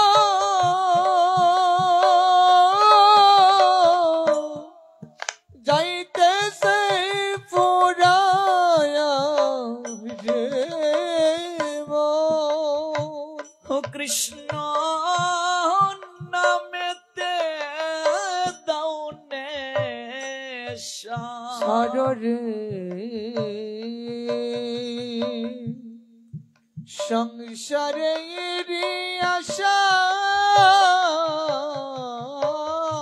জানিয়ে যাও ভাগবতের চরণেই তো নয়নে জলে প্রার্থনা জানাবে, আর কার চরণে জানাবে? দুঃখের কথা জানাতে গেলে তো গৌর গোবিন্দের চরণেই জানাতে হয়। ভাগবত সাক্ষাৎ ভগবান, জানিয়ে যাও হে হে গোবিন্দ, হে জগতের নাথ জগন্নাথ, আর কিছু করো না করো যেন শেষের দিনে সুস্থ শরীরে তোমার নাম নিয়ে জগৎ থেকে যেতে পারি। মনরে ওরে ভুলাব কৃষ্ণ নামেতে দেও নেশা। সারে সংসারে আশা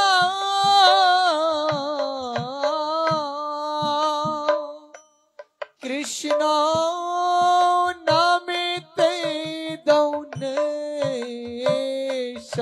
ললিতা, আমি আর থাকবো না, তুমি আমায় মায়ার জালে আটকে রেখে দিয়েছো ললিতা। আমি যে কারণে, যে উদ্দেশ্যে আমি এলাম, আমার উদ্দেশ্য সফল হলো না, ভাটা পড়ে গেল, আমার আগ্রহে ভাটা পড়ে গেছে। ছি ছি, ধিক ধিক নিজেকে, আমি আর থাকবো না। আমি আমি আজ অবধি ভগবান দর্শন করতে পারলাম না, যার জন্য এলাম। আমি তার সন্ধান জানার পরও আমি এই দুটো নয়ন দ্বারা একটিবার সেই রাতুল চরণ দর্শন করতে পারলাম না। তুমি আমার ধর্মপত্নী, তুমি আমার সহধর্মিনী, তুমি আমায় ব্যবস্থা করে দাও। তুমি পারবে ললিতা, তোমার এই ঋণ স্বর্ণাক্ষরে লেখা থাকবে। ললিতার মন বিষণ্ণ, কাঁদছে। পিতা বিশ্বা বসু একমাত্র কন্যা ললিতার নৈকট্যে গিয়ে বলছে, মা, মারে বল না তোর কিসের অভাব? তুই আমার একমাত্র কন্যা, সন্তানের জন্য বাবা সব করতে পারে নাকি জানি। তুমি কেমন বাবা? তুমি আমার দুঃখের কারণ, আমি তোর দুঃখের কারণ। অচেনা অজানা এক পুরুষকে তুই ভালোবেসেছিস, আমি বিয়ে দিয়ে দিয়েছি, তোর সুখ আমি চিন্তা করেছি, আমি তোর দুঃখের কারণ। হ্যাঁ, তুমি আমার দুঃখের কারণ। আমরা সবর জাতি, তোমার জামাতা এখানেই আছে, সে তো আর কিছু চায়নি, একটু নীল মাধবকে দর্শন করতে চাইছে, আর তুমি তুমি তাকে বঞ্চিত করছো। তুমি রাজা, তুমি পিতা হিসেবে ব্যর্থ, তুমি আমার দুঃখের কারণ। ললিতাকে জড়িয়ে ধরে তার পিতা বলছেন, কাঁদিস না মা, যা তোর ইচ্ছে পূরণ হবে, তবে একটি শর্ত আছে। শর্ত? কি শর্ত?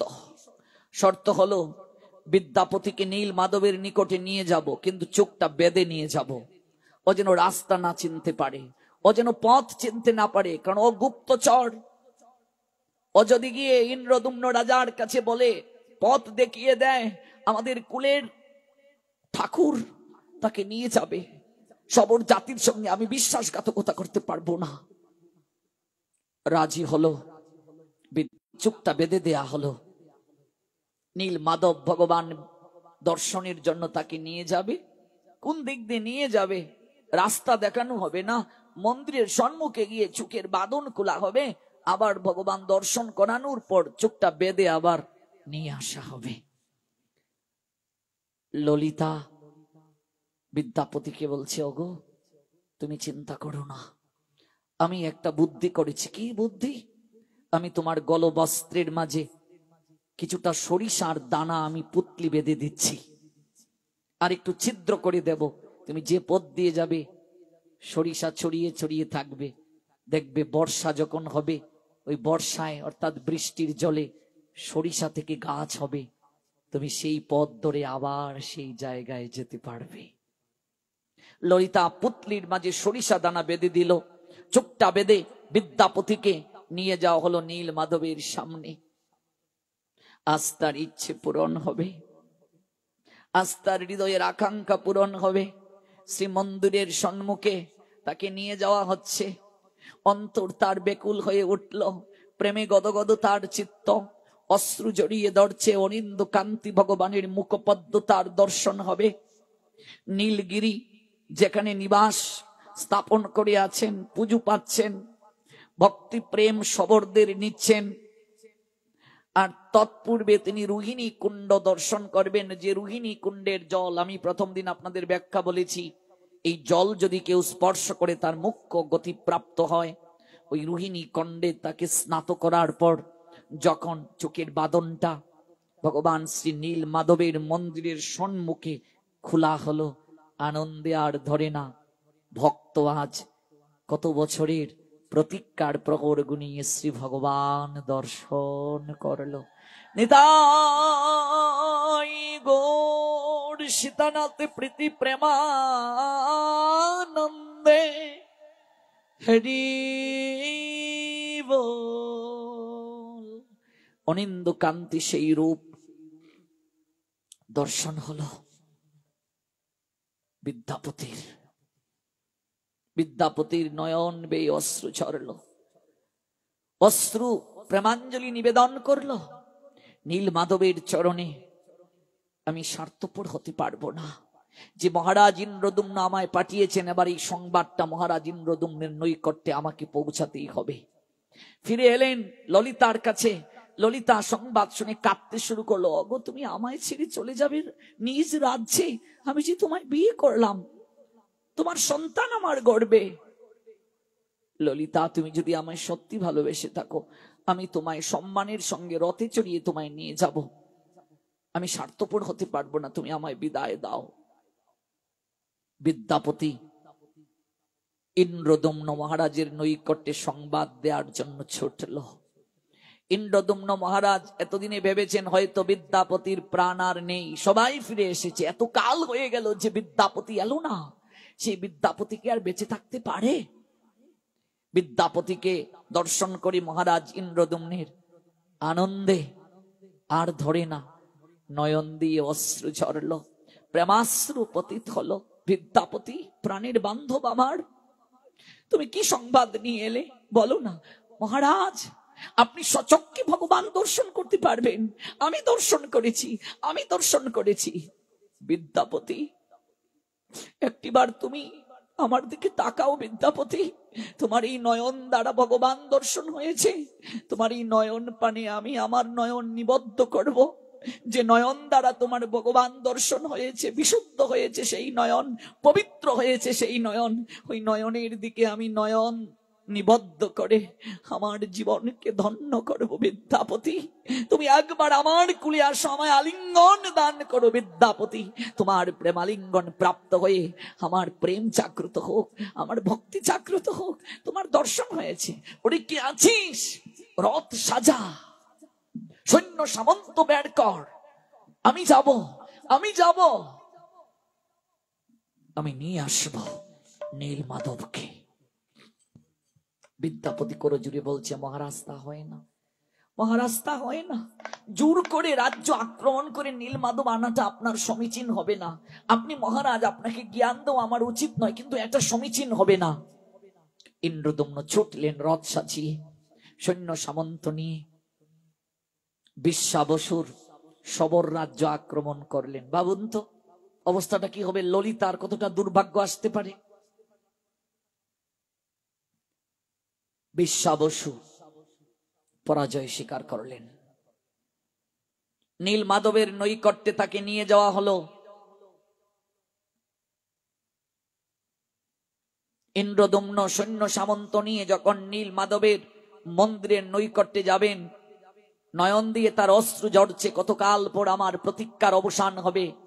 কিন্তু দুর্ভাগ্য, ইন্দ্রদম্ন মহারাজ যখন নীল মাধবের মন্দিরের সম্মুখে গিয়ে দাঁড়ালেন, গিয়ে দেখেন মন্দিরের গর্ভগৃহে ভগবানের বিগ্রহ নাই। কোথায় গেল সেই বিগ্রহ?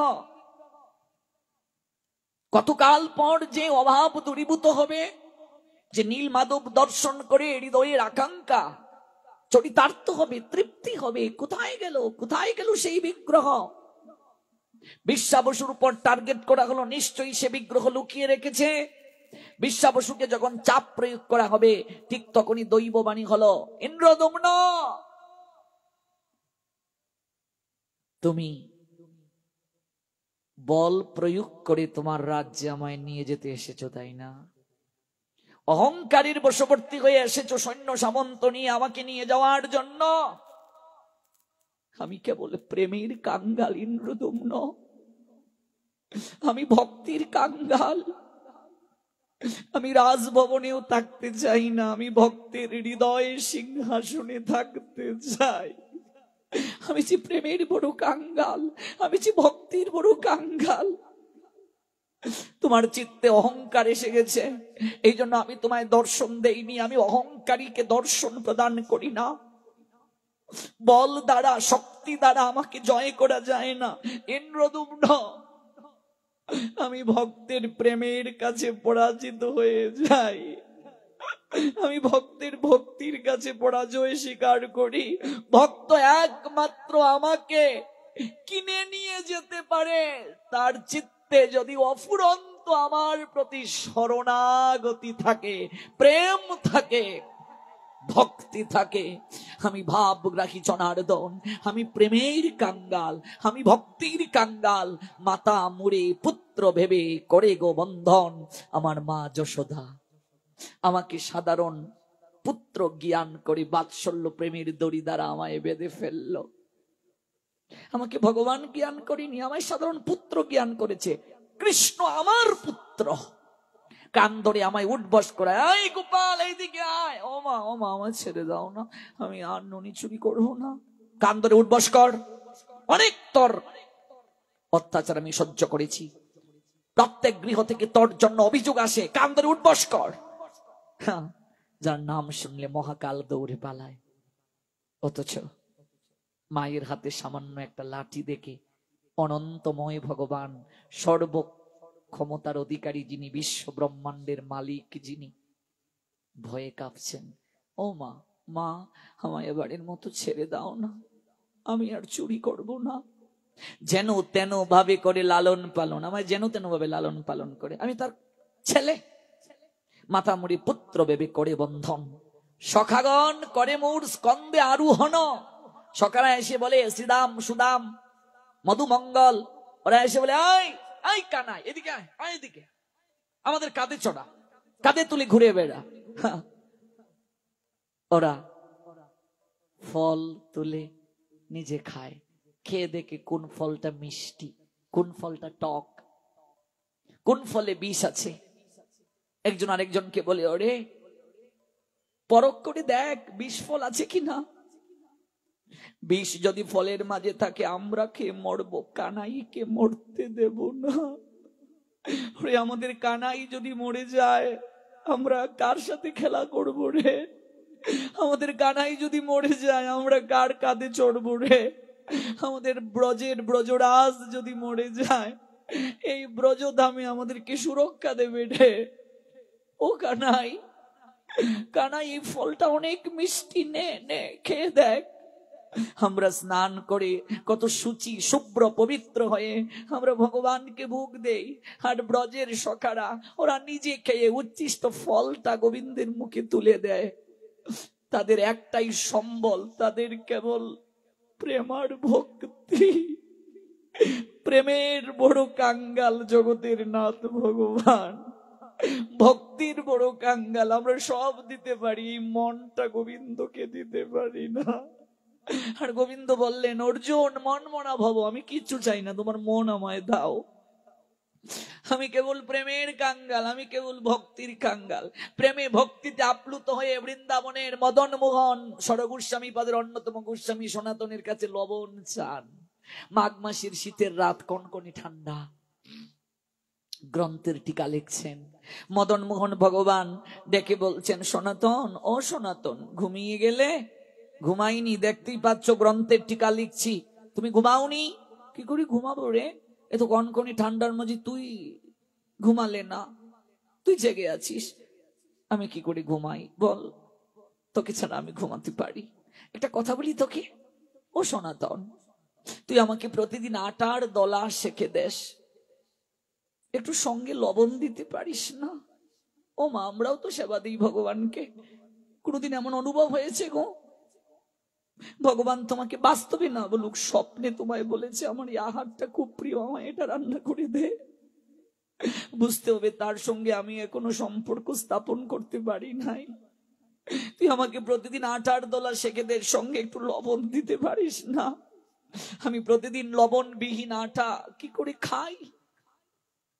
সনাতন বলছে ও তোমার রাজভোগ খাওয়ার ইচ্ছে জেগেছে তাই না? আমি তো কাঙ্গাল ভিখারি, আমি ভিক্ষায় না বেরুলে কি করে পাবো? তুমি এত দায়িত্ব দিয়েছো গ্রন্থ লেখার জন্য, ভিক্ষাতেও যেতে পারিনি, আটার দলা তাই একটু শেখে তোমায় দিয়ে দেই। রাজভোগ যদি খাওয়ার ইচ্ছে থাকে পাশেই তো রাজার বাড়ি আছে, যাও ওই জায়গায় যাও, রাজভবনে থাকবে, রাজ অট্টালিকায় সুখ বুক করবে, পঞ্চব্যঞ্জন শুধু তোমার ভাগ্যে জুটবে না, 56 ব্যঞ্জন রাজার বাড়ি জুটবে। যাও যাও যাও ওই জায়গায় যাও, আমার এখানে আছো কেন? জানো তো আমি কাঙ্গাল, জানো তো আমি ভিখারি, ভিখারির বাড়ি আছো কেন? মদন মোহন ভগবান বলছেন সনাতন, আমি তোকে এমন করে তো কথাটা বলিনি, ঠিক আছে যা, আমি আর কোনোদিন তোর কাছে লবণ চাইবো না। চাইবে না কেন? একটু আগে চাইলে এখন না করছো। আমি লবণ ছাড়া খেতে পারবো সনাতন, আমি তোকে ছাড়া থাকতে পারবো না। রাজার বাড়ি 56 ব্যঞ্জন আছে রে, শুষ্ক সব, প্রেম নাই, অহংকার, প্রত্যেকটা ইট পাথরের মাঝে অহংকার মিশে আছে। আমি যে তোর প্রেমের আসনে আমি বসি খুব আনন্দ ভাই, আমি যে প্রেমময় ভগবান, আমি আর কোনোদিন তোর কাছে লবণ চাইবো না, আমি লবণ ছাড়া খেতে পারবো, আমি তোকে ছাড়া থাকতে পারবো না। আমি যে তোকে বড় ভালোবাসি, আমি যে তোকে বড় ভালোবাসি, আমি যে ভক্তের ভগবান, ভক্তের লাগিয়া যুগে যুগে আসি, আমি রাখিতে ভক্তের মান, আমি ভক্তেরই ভগবান, আমি ভক্তাধীন, ভক্তের অধীন। আমি ভক্ত আমার মাতা পিতা, ভক্ত আমার গুরু, ভক্ত আমার নাম রেখেছে বাঞ্ছা কল্পতরু, ভক্ত করি ভক্তের খেলা, আমি করি প্রেম তরঙ্গ লীলা, ভক্তের জীবন বেলা ডুবে গেলে সেদিন আমি নিজের হাতে বইটা বাই, আমি ঘাটের মাঝি হয়ে আসি সেদিন। ইন্দ্রদ্যুম্ন, তুমি এত ভক্ত, কিন্তু তোমার চিত্তে ক্ষমতার বড়াই এসে গিয়েছিল। তুমি সৈন্য সামন্ত নিয়ে এসেছিলে আমায় নেয়ার জন্য। আমি তোমায় দর্শন দেইনি। লুটিয়ে পড়ল মন্দির প্রাঙ্গণে ইন্দ্রদ্যুম্ন রাজা। প্রভু, আমার বড় ভুল হয়ে গেছে। কাঁদতে কাঁদতে নয়নের জলে তার বক্ষটা ভেসে গেল। আবার দৈববাণী হলো, যাও ইন্দ্রদ্যুম্ন, রাজগৃহে ফিরে যাও। আমায় তুমি সাক্ষাৎ দর্শন করতে পারোনি, কিন্তু তোমার হৃদয়ের ওই আকাঙ্ক্ষা কখনো নস্যাৎ হবে না। আমি তোমায় দারু ব্রহ্মরূপে দর্শন দেব। ওই সমুদ্রের জলে কাষ্ঠ ভেসে আসবে, ওই কাষ্ঠ তুমি তুলে নিয়ে আমার বিগ্রহ তৈরি করবে। ওই বিগ্রহের মাঝে আমি নিজে আবির্ভূত হয়ে তোমায় দর্শন দান করব। আমি তোমায় কৃপা করব। যাও যাও, তুমি ফিরে যাও।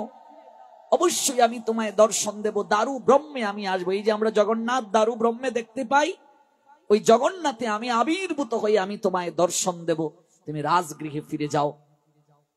ইন্দ্রদ্যুম্নের আনন্দে আর ধরে না। বিশ্বা বসুকে জড়িয়ে ধরলেন, প্রণাম দিলেন। বিশ্বা বসু পরম বৈষ্ণব, হোক সে সবর। কে মাছ ধরে, কে শিকার করে, কে চুল কাটে, কে মলমূত্র পরিষ্কার করে, এটি আমাদের মুখ্য বিচার গোবিন্দ করেন না। গোবিন্দ বিচার করেন তার চিত্তে কতটা প্রেম আছে, তার চিত্তে কতটা ভক্তি আছে। বিশ্বা বসু কি প্রণাম দিয়ে ইন্দ্রদ্যুম্ন ছুটলেন রাজভবনের দিকে। রাত্রিবেলায় স্বপ্নে আবিষ্ট হলেন, কাষ্ঠ ভেসে আসছে। সেই কাষ্ঠ তোলা হলো, তীর থেকে রাজভবনে নিয়ে আসা সম্ভব হচ্ছে না। হাতি দিয়ে টানা হলো, তুলাই যাচ্ছে না। কত রাজ কর্মচারী পালুয়ান ওরা এলো, তুলতে পারলো না। ইন্দ্রদ্যুম্নকে ভগবান স্বপ্নে আবার আবিষ্ট করে বললেন, এই কাষ্ঠ একমাত্র তুলতে পারবে সবর রাজা বিশ্বা বসু যদি স্পর্শ করে। আমি কতকাল ওই সবর জাতির নৈকট্যে তাদের প্রেম মাখানো, ভক্তি মাখানো প্রেমাঞ্জলি গ্রহণ করেছি। ওই বিশ্বা বসুকে পালকি দিয়ে আনয়ন করা হোক। দেখো, ভগবান কাউকে কখনো বঞ্চিত করেন না। তুমি যতটা প্রেম দেবে, তুমি যতটা ভক্তি দেবে, তুমি যতটা প্রেমালিঙ্গন দেবে, ভগবান তোমাকে অনুরূপ প্রতিদান ফিরিয়ে দেবে। পালকিতে চড়িয়ে সম্মানের সঙ্গে বিশ্বা বসুকে আনয়ন করা হলো। বিশ্বা বসু এসে কি করলেন, সেই লীলা শুনতে গেলে আসতে হবে আগামীকাল। আপনারা যদি একটু শীঘ্র এসে যান, আমি তো আর একটু বেশি সময় পাঠ করতে পারি, কিন্তু আপনারা তো আসেন 9টার অনেক পরে। সংসার তো আছেই। আগামীকাল থেকে আর মাত্র 4 দিন, দেখতে দেখতে 7 দিন চলে যাচ্ছে। একটু সময় নিয়ে আসুন। আমারও আস্বাদনে আকাঙ্ক্ষা আমার মিঠে না, আরো ইচ্ছে হয়। একটু সময় নিয়ে আসুন। জাস্ট 9টায় যদি শুরু করতে পারি, তাহলে তো আমরা একটু দীর্ঘ সময় শুনতে পারি। আবার হবে তো